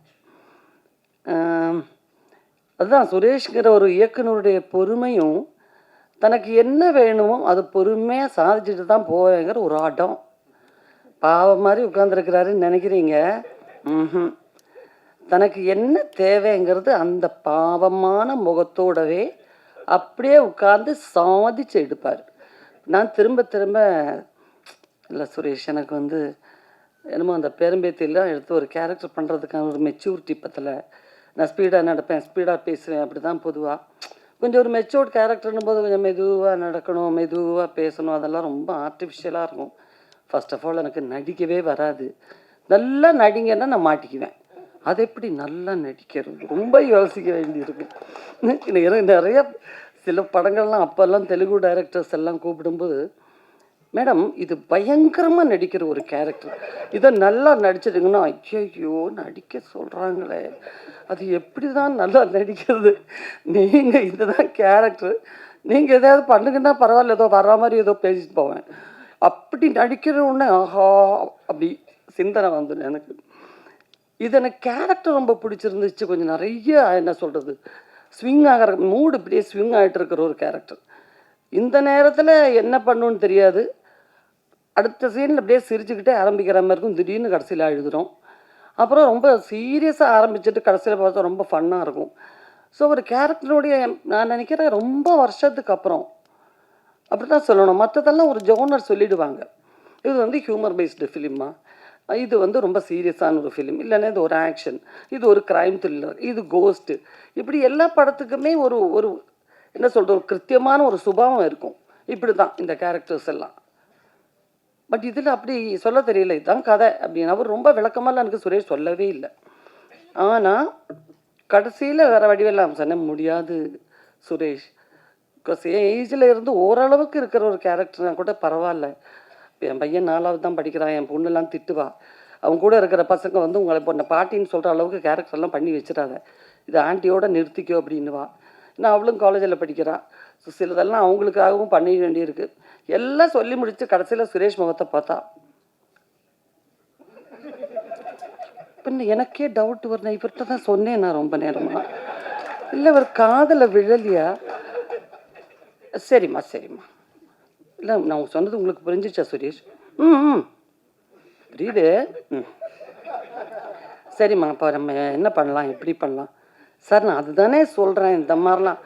ஓ கரெக்ட் கரெக்ட், ஆமாம்மா சொன்னீங்கல்ல. சரி அப்போ எப்போ ஷூட்டிங் வச்சிடலாம்? திரும்ப திரும்ப திரும்ப கடைசியாக வந்து ஒரு லேப்டாப் எடுத்துகிட்டு வந்துட்டு, ஆமாம் இதுதான்மா சுரேஷ் இருக்கட்டும் சுரேஷ், அது மூடுங்க முதல்ல, இருக்கட்டும், நான் தான் சொன்னேனே இந்த மாதிரி சில, அது கரெக்டுமா, நீங்கள் சொல்லிட்டீங்க ஓகே, ஆனால் இதை பாருங்கள், அதை எடுத்து ஓப்பன் பண்ணி அவர் பாட்டுக்கு தான் நினச்சது சாதிக்காமல் இந்த வீட்டிலேருந்து போகிறதில்லைன்னு முடிவு பண்ணிட்டார். நம்ம அப்படி ஒருத்தர் கங்கணம் கட்டிக்கிட்டு வந்தால் நம்ம மாட்டிக்குவோம் நம்மளும். ஐயோ என்ன பண்ணுறது, துப்பாக்கி எடுத்துகிட்டு மரியாதையாக நடிக்கிற இல்லைன்னா கூட பரவாயில்ல, என்ன மிரட்டுற அப்படின்னு கேட்டுடலாம். இது ஒன்றும் மிரட்டல் கிடையாது, உருட்டல் கிடையாது, பெரட்டல் கிடையாது. அப்படியே வச்சுட்டு இவங்க தான் அஜய் பேபி, இது வந்து என் பெரியம்மா, இது வந்து அவங்க அந்த குடும்பத்தில் இருக்கிறவங்கெல்லாம் இவங்க தான். இதுதான் ஒரிஜினல் லொக்கேஷன். நம்ம ஷூட் பண்ண போகிறது யார்? நம்ம ஷூட் பண்ண போகிற லொக்கேஷன் இதுதான் வருது, இதான் வருதுன்னு சொல்லி அப்படியே கீழே உட்காந்துட்டாரு. எனக்கு எழுந்து இப்படியும் ஓட முடியாது, இப்படியும் ஓட முடியாது, இப்படியும் ஓட முடியாது. நானும் அந்த சோஃபாவில் அப்படியே உட்காந்துட்டேன்.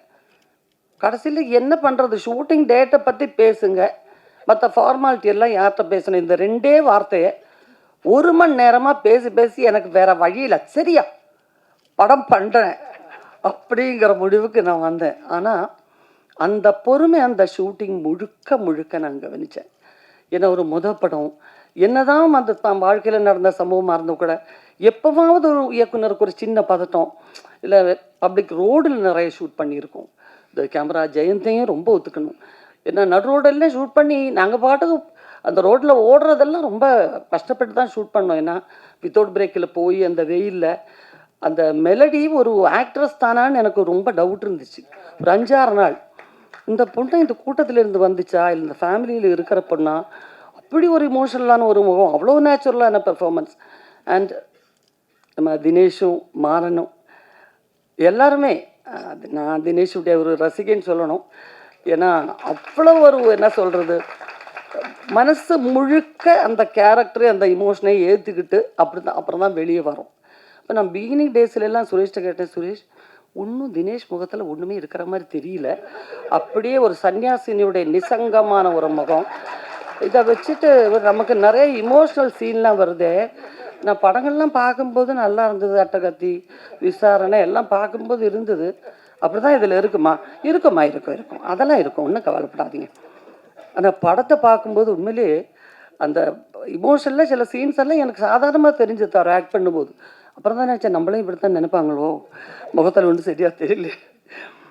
அதுக்கப்புறம் சொல்லணும்னா நம்ம மாறனுடைய பொதுவான ஒரு என்ன சொல்கிறது, அந்த ஒரு டீமே இல்லை இங்கே. நீங்கள் கலாய்க்கிறதுக்கு சுரேஷையும் கலாய்க்க முடியாது. ஏன்னா அதுக்கெல்லாம் ரொம்ப அப்பாற்பட்ட ஒரு முனிவர். அவர் வாட்டுக்கு நடந்து, அவர் வாட்டுக்கு வந்து, அவர் வாட்டுக்கு நின்று, நீங்களாம் என்ன பெண்ணுங்கய்யா, நான் தான் அதை முடிவு பண்ணி வந்துட்டேன், இதை எடுத்துக்கிட்டு தான் போகிறது அப்படின்னு. தினேஷ் வந்து மாறன் உட்கார்ந்துருக்கிறத பார்த்தாலே சிரிச்சுக்கிட்டே அப்படி ஆகிற ஒரு ஆள். எனக்கும் அதை பார்த்தீங்களா, அந்த கோழி குஞ்சு முட்டையிலேருந்து விரிஞ்சா மாதிரியே ஒரு முகத்தை வச்சுக்கிட்டு யாரை கலாய்க்கலான்னே இப்படி ஆராய்ச்சி பண்ணி, அதுவும் கல்கட்டாலாம் நம்ம வெளியூர் தெரியாத ஒரு ஊரில் ஷூட்டிங் போனால் அங்கே சாப்பாடு எப்படி இருக்கும், இல்லை அதை ஆர்டர் பண்ணி சாப்பிட்டுக்கலாம், இதை வாங்கி சாப்பிட்லாம், இப்படியெல்லாம் ஒரு ஆசை இருக்கும். வாய்ப்பே இல்லை. கல்கட்டா வெறும் தித்திப்பாக கிடைக்கும் நிறைய. அப்புறம் மீன் குழம்புலேயும் தித்திப்பு இருக்கும், எல்லாத்துலேயும் சர்க்கரை போட்டுருவாங்க. ஸோ அது எங்களுக்கு மெஸ்ஸில் நல்ல ஃபுட் அது வந்துட்டுருக்குன்னு ஒரு சேஞ்சுக்காக சொல்கிறேன்.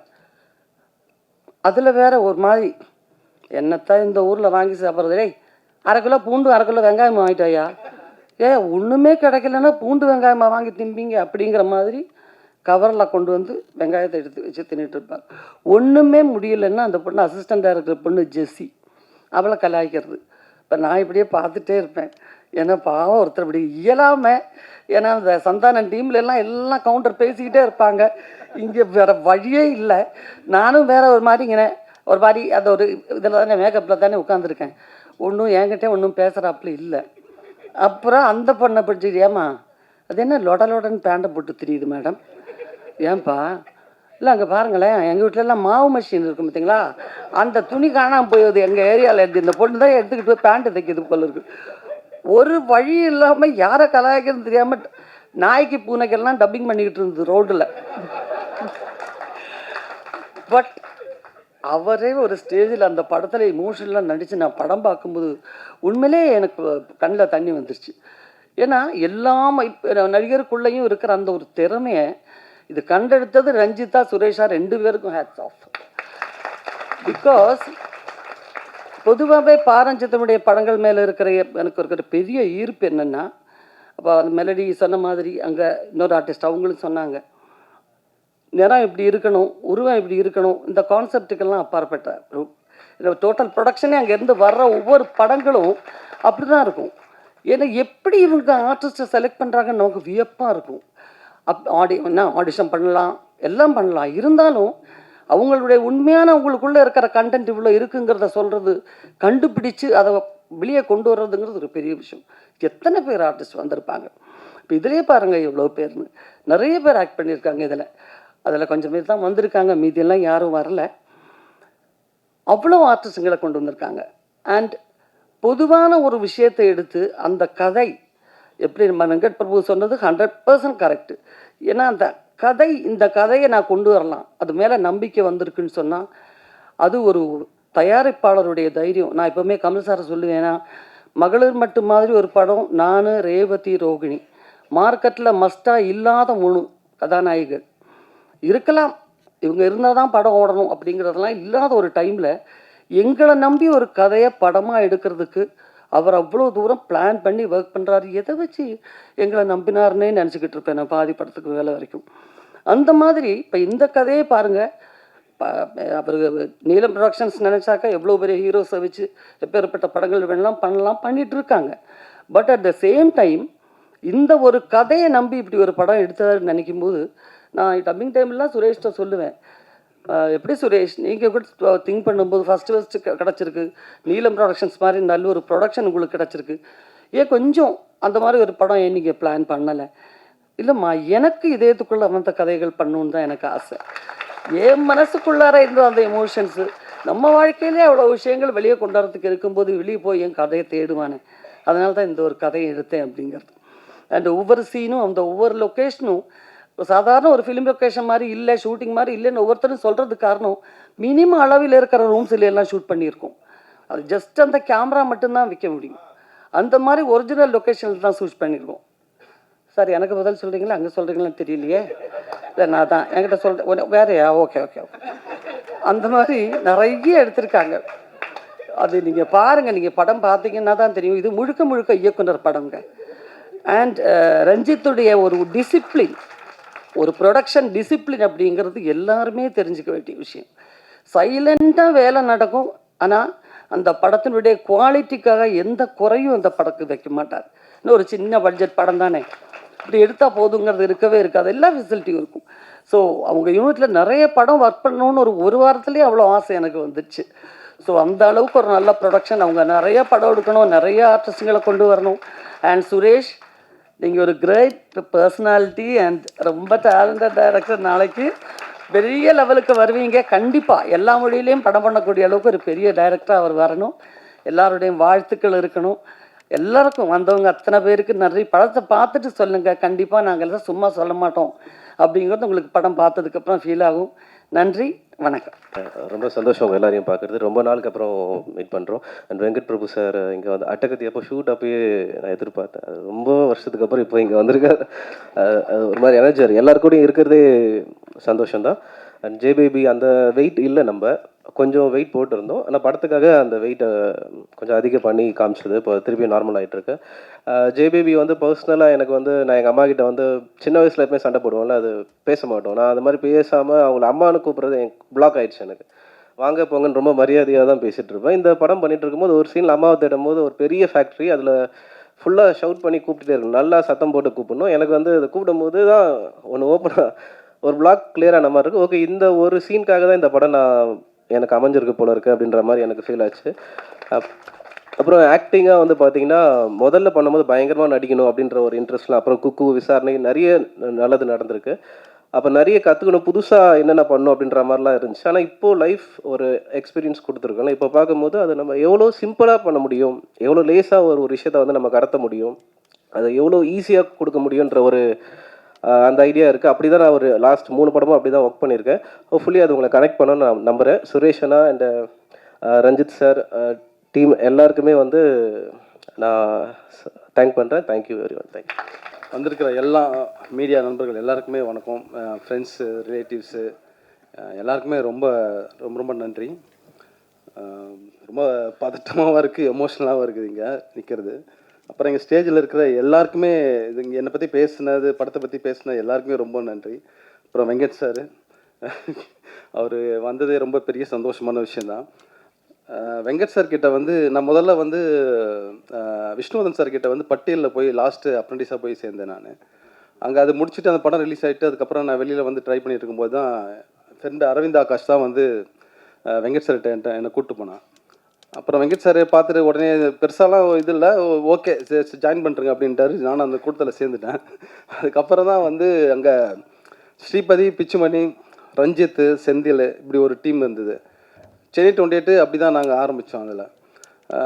அதுலேருந்து தொடர்ந்து எனக்கு வந்து அது வரைக்கும் ரொம்ப கஷ்டம், தேடுதல், ஃபைனான்ஷியல் எல்லாமே. ஏன்னா எப்பயும் எனக்கு கல்யாணம் ஆகி 2 பசங்க, 31 வயசு இருக்கும் அப்போ நான் சினிமாக்குள்ளே நுழையும் போது. அப்புறமா வெங்கட் சார் கிட்ட போனதுக்கப்புறமா எனக்கு எந்த பிரச்சனையுமே இல்லை. அது நிறைய பேர் வெளியில் வந்து ரொம்ப கஷ்டப்பட்டுட்டு இருப்பாங்க, கரெக்டான வாய்ப்பு கிடைக்காது, கரெக்டான டைரக்டர் இருக்க மாட்டாங்க அந்த மாதிரி. ஏன்னா வெங்கட் சார்கிட்ட போனதும் அவ்வளோ ஒரு சொகுசான ஒரு லைஃப், கஷ்டமே படத்தே இல்லை. ஆனால் உண்மையாக உழைச்சோம், அது மட்டும் டைமாக நான் சொல்லுவேன். ஏன்னா ரொம்ப ரொம்ப டெடிக்கேட்டாக நாங்கள் உழைச்சோம். சென்னை 28, சரோஜா, கோவா, மங்காத்தா, பிரியாணி வரைக்குமே வெங்கட் சார் கூட அப்படியே ட்ராவல் பண்ணிட்டே இருந்தேன். என்றைக்குமே ஒரு வார்த்தை கூட இந்த இவ்வளோ படங்களில் ஒரு வார்த்தை என்னை திட்டினதோ யாரையுமே வந்து இது பண்ணதோ கிடையாது. அவர்கிட்ட நான் அந்த பொறுமையை ரொம்ப அவர்கிட்ட வந்து நான் கற்றுக்கிட்டேன். அந்த ஏன்னா என்ன சொல்கிறாங்கல்ல பொறுமை, அது நான் கற்றுக்கிட்டது அவர்கிட்ட இருந்து தான். அவ்வளோ சூப்பராக அஜித் சாரையே வந்து ரொம்ப டென்ஷன் ஆகாமல் பயங்கர கூலாக, அவர் எவ்வளோ டென்ஷனில் வந்தாலும் ஈஸியாக போய் கட்டி பிடிச்சி அப்படியே சமாதானப்படுத்தி உடனே ஷாட் எடுத்துருவார். அது ஏன்னா மாதம் சம்பளம் ஒரு படத்துக்கும் அப்படியே ஏறிட்டே இருக்கும். சென்னை 28, சரோஜா, கோவா அப்படின்னு அப்படியே போயிட்டே இருக்கும்போது நம்ம எதுக்கிற படம் பண்ணோம், நல்ல சம்பளம் வருது, சரி வெங்கட் சார் கூட இருந்துருவோம் அப்படின்னு ஒரு முடிவு பண்ணிட்டு அப்படியே நான் படம் பண்ணுற யோசனையும் இல்லை, நான் ஸ்கிரிப்ட் ஒர்க்கும் பண்ணல, எதுவுமே பண்ணல, அப்படியே போயிட்டே இருந்தது லைஃபு. அப்புறம் மங்காதாக்கு அப்புறம் தான் புது அசிஸ்டன்ஸ்லாம் வந்து சேர ஆரம்பித்து வந்துகிட்டே இருக்காங்க, இருக்கிறவங்க எல்லாம் போயிட்டே இருக்காங்க. நம்ம மட்டும் என்னடா உட்காந்துருக்கோம், நம்மளாம் ஒரு படம் பண்ணி கட்டாமல் வெளியே போனோமேன்ட்டு அப்போ ஃப்ரெண்ட்ஸுக்கிட்டலாம் ஒரு ஸ்கிரிப்ட் சொல்லி அது ஓகே பண்ணி அந்த ஸ்கிரிப்ட் எல்லாம் ரெடி பண்ணி ஒன்று அப்போ தான் ஆரம்பிச்சிருந்தேன். அதுக்கப்புறமா வெங்கட் சார்கிட்ட பிரியாணி படம் முடிச்சுட்டு வெளியில் வந்துட்டேன். வெளில வந்து முயற்சி பண்ணி ட்ரை பண்ணிகிட்டு இருக்கும்போது ஒரு இடத்துல போய் கம்மிட் ஆனேன். பஞ்சு அருணாச்சலம் சார் அந்த கம்பெனியில். அங்கே போயிட்டு அட்வான்ஸ் வாங்கிட்டு ஒரு 3 மாதம் அப்படியே போயிட்டு இருந்தது. அப்புறம் அங்கேருந்து ஒரு சூழ்நிலையால் பஞ்சு அப்பா அவர் கூப்பிட்டு கதையெல்லாம் கேட்டு முடிச்சுட்டு இந்த படம் தான் நீங்கள் முதல் படமாக பண்ண போகிறீங்களா அப்படின்னாரு. ஆமாப்பா, அதான் நான் எழுதி இப்போ சுப்பண்ணை கூட அட்வான்ஸ் கொடுத்துட்டு ஆஃபீஸ் போட்டாச்சு, இப்போ 3 மாதம் போயிட்டுருக்கு அப்படின்னு. இந்த படம் நீங்கள் முதல் படமாக பண்ணாதீங்க, 2வது படமாக பண்ணுங்க அப்படின்னாரு. உடனே சுப்பண்ணை கூப்பிட்டு சுரேஷ் அப்பா இந்த மாதிரி சொல்லிட்டாரு, வேணா வெளில வேறு ஏதாவது ட்ரை பண்ணுங்க. சரிங்க நான் ஓகே நான் சொல்லிட்டு வெளில வந்துட்டேன். இந்த மாதிரி ஒரு 2-3 இடத்துல போயிட்டு அட்வான்ஸ் வாங்குறது, கம்மிட் வருது, உட்காருது, அப்புறம் வெளியில் வந்துடும். எல்லாருக்குமே அந்த படம் பிடிச்சிருக்கு, கதை பிடிச்சிருக்குன்னு வாங்க, அதுக்கப்புறம் ஏதோ காரணத்தால் நடக்காது. அப்படி போயிட்டு இருக்கும்போது தான் ரஞ்சித் கிட்ட வந்து கபாலியில் ஒர்க் பண்ணுறதுக்கு வாய்ப்பு கிடச்சிது. ரஜினி சார் இருக்கார், சரி நல்ல சம்பளம், சரின்னு போயிட்டு ஜாயின் பண்ணிட்டேன். ரஞ்சித் கிட்ட போயிட்டு சோமர்செட்டில் ரூம் போட்டு அங்கே தான் டிஸ்கஷன் போயிட்டு இருந்தது. அப்போது உள்ளே போயிட்டேன், ஃபஸ்ட் டைம் உள்ளே போகிறாங்க. அங்கே போனால் அங்கே தான் வந்து இந்த மொத்த ரஞ்சித்தோட டீமே எல்லோரும் இருக்கிறாங்க உள்ள. அந்த அதியனு, பார்த்திபனு, ஃபேங்லின்னு எல்லாருமே உள்ளே இருக்காங்க. எல்லாம் அப்படியே நான் ஒரு மாதிரி பார்க்குறாங்க. சரி நான் நேராக என்ன பண்ணிட்டேன், உள்ளே போயிட்டு ரஞ்சித் கூட போய் ரூமில் போய் உட்காந்துக்கிட்டேன். ரஞ்சித்துக்கும் வந்து கொஞ்சம் ப்ரைவசி, நீ போய் அங்கே போய் உட்காந்துக்கின்னு சொல்கிறதுக்கு அவனுக்கும் முடியல. வெளியில் போனால் இவனுக்கு ஒரு 6-7 பேர் இருக்கானுங்க. சரி அவனுக்கு நம்மளுக்கும் வந்து பெருசாக ஸ்கிரிப்டில் அப்படியே பயங்கரமாக பூந்து விளையாடி ஐடியா கொடுக்குறா, இதெல்லாம் அந்த அளவுக்குலாம் ஒன்றும் நாலேஜெலாம் கிடையாது. இது நல்லா இருக்குது, இது நல்லா இல்லை, இது வச்சுக்கலாம், இது வேணாம், இது ஒரு மாதிரியாக இருக்குது, இந்த மாதிரி தான் நான் பேசுவேன். அப்புறம் ரஞ்சித் கூடயே ஒரு நாள் ஃபுல்லாக உள்ளே உட்காந்துட்டே இருந்தேன். வெளியில் போனால் எல்லாம் அப்படியே காண்டாக பார்ப்பானுங்க எல்லாரும். இவன் வந்து கூட வந்துட்டா அப்படியே வந்து உள்ளே வந்து உட்காந்துட்டானே அப்படின்ட்டு அப்படியே பார்த்துட்டே இருந்தாங்க. அதுக்கப்புறம் ஒரு கட்டத்துக்கு மேலே தான் எனக்கு தெரிஞ்சது, இல்லை தப்பு, அவன் டைரக்டர் என்ன தான் க்ளோஸ் இருந்தாலும் நம்ம போய் பக்கத்தில் உட்காந்துறது சரி கிடையாது அப்படின்னு சொல்லிட்டு அப்புறமா சேரு இதெல்லாம் எடுத்துக்கின்னு லேப்டாப்லேருந்து வெளியே வந்துட்டேன். அதுக்கப்புறம் தான் இவனுங்க கிட்ட பழகிற அந்த வாய்ப்புகள். அப்புறம் இவனுங்க அதாவது ரஞ்சித் கிட்ட இருக்கிறவங்க எப்படி சொல்லணும்னா, ஒருத்தன் பயங்கரமான ஒரு சோஷலிஸ்ட்டு, ஒருத்தன் கம்யூனிஸ்ட்டு,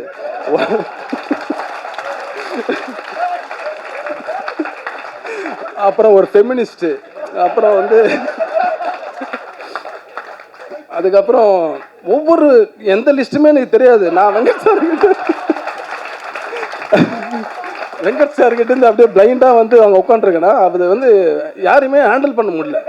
ஏன்னா எல்லாருமே பயங்கர அரசியல் பேசுகிறானுங்க, நம்மளுக்கு சுத்தமாக அது தெரியவே தெரியாது. அப்புறமா இது ஜாதி கேஸ்ட்டு இந்த விஷயங்கள் இதெல்லாம் பேசுகிறது எனக்கு புதுசாக இருக்குது. நான் அப்போ தான் ஒரு உலகத்துக்குள்ளே நுழையிற மாதிரி ஒரு ஃபீல் இருந்தது. அப்புறமா இது அப்படியே பேச பேச அப்புறமா அவனுங்கிட்ட அப்புறம் நான் ரொம்ப நெருக்கமாகி அப்படியே பேச ஆரம்பிச்சதுக்கப்புறம் என் மேலே உயிராயிட்டானுங்க, என்ன விடவே இல்லை. ஏன்னா ரொம்ப இறுக்கமாக இருந்தவனுங்களை நான் தான் ரொம்ப சிரித்து அவனுங்களை வந்து ஃப்ரீ பண்ண விட்டேன். என்னை விட இறுக்கமாக ரஞ்சித் இருந்தாப்புல. அப்போ ரஞ்சித்துக்கும் கொஞ்சம் ரிலாக்ஸ் அப்போ கிடச்சிருக்கும்னு நினைக்கிறேன் என்னால். ஏன்னா இவங்க எல்லாருமே ரஞ்சித் கிட்ட நெருங்காமல் நானே பார்த்துக்கிட்டேன் எல்லாத்தையும் இவங்க ஹேண்டில் பண்ணுறது. அப்புறம் ரொம்ப உண்மையிலே வந்து எல்லாருமே ஒவ்வொருத்தரும் ஒரு யூனிக். அவனுங்க எல்லாருமே ஒரு பயங்கரமான திறமைசாலிங்க தான். அவனோட கடுமையாக உழைப்பானுங்க, ரொம்ப போராளிங்க மாதிரி உழைப்பானுங்க, அதில் எந்த டவுட்டுமே கிடையாது. அப்படி தான் கபாலி ஒர்க் பண்ணோம். கபாலி ஒர்க் பண்ண உடனே திருப்பி காலா ஆரம்பிச்சிது. காலாலயம் போயிட்டு அப்படியே அதுலேயும் கோராடிட்டு இருந்தேன். அதுலேயும் ரொம்ப நிறைய இயக்குனர்கள் வர ஆரம்பித்தாங்க, எல்லாம் சந்தித்தோம், எல்லாம் இது பண்ணோம். தொடர்ச்சி அப்படி தான் ரஞ்சித் கூட இப்படி போச்சு. ரஞ்சித் வந்து என்னென்னா சரோஜா படம் ஒர்க் பண்ணிட்டு இருக்கும்போது தொடர்ந்து ஒரு 60 நாள் நைட் ஷூட் போயிட்டே இருக்கும்போது எப்பேற்பட்டவனும் டயர்டாக ஏற்கனவே எனக்கு ஒரு 30 வயசு அப்பயே. அதனால் நைட் ஷூட்டில் என்னைக்காவது ஒரு நாள் அப்படி ஓரமாக உட்காந்தா போகிற பக்கத்தில் கையை பிடிச்சி தரதானே எழுதிட்டு போயிட்டே இருப்பான். உட்காரனா உட்காராதவா, நீ முதல்ல வேலையை பாருன்ட்டு. அந்த மாதிரி அன்றைக்கி கைது பிடிச்சி இழுத்துட்டு போனோமா இன்றைக்கி வரைக்கும் கொண்டு வந்து இங்கே வந்து என்னை வந்து விட்டுருக்காப்புல.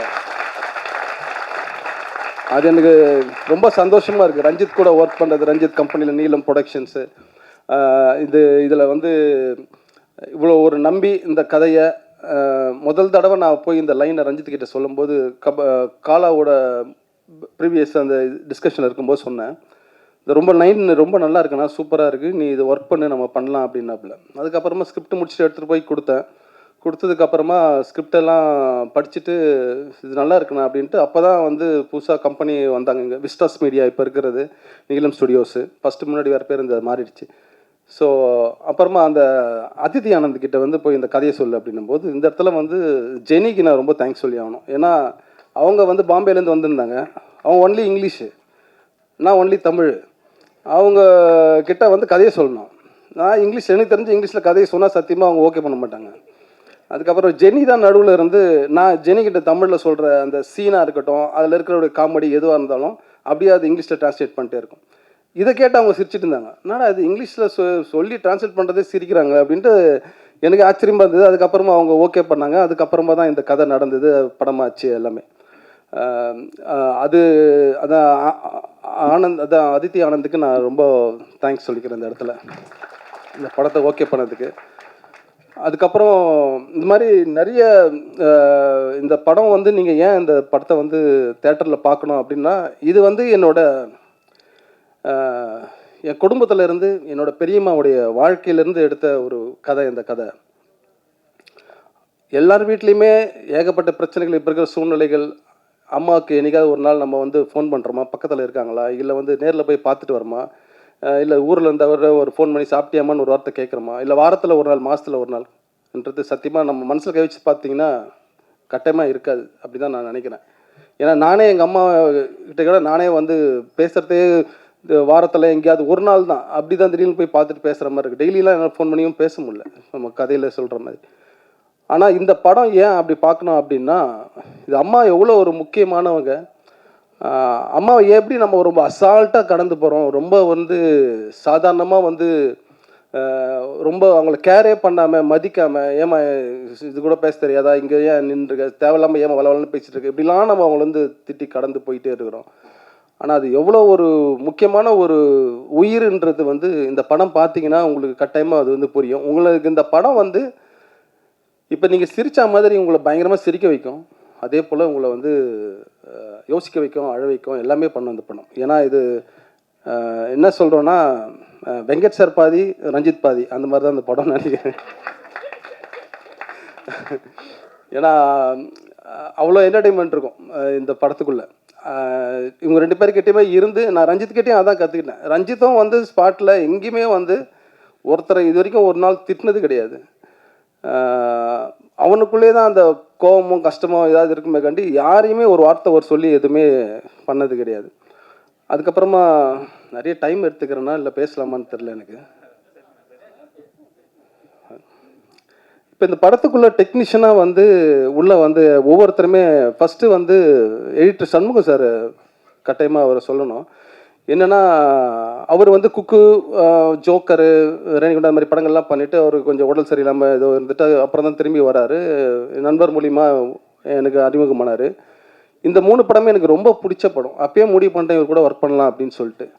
முதல் நாள் 2 நாள் ஷூட்டிங்கு கட் பண்ணி சீன்ஸு காமிச்சார். எனக்கு ரொம்ப தைரியம் கொடுத்துட்டே இருந்தார். சார் நீங்கள் கரெக்டாக தான் பண்ணுறீங்க, கரெக்டாக ஒர்க் அவுட் ஆகுது, இது ஓகே தான் அப்படின்னாரு. ஆனால் எனக்கு பயம் வந்துக்கிட்டே இருந்தது.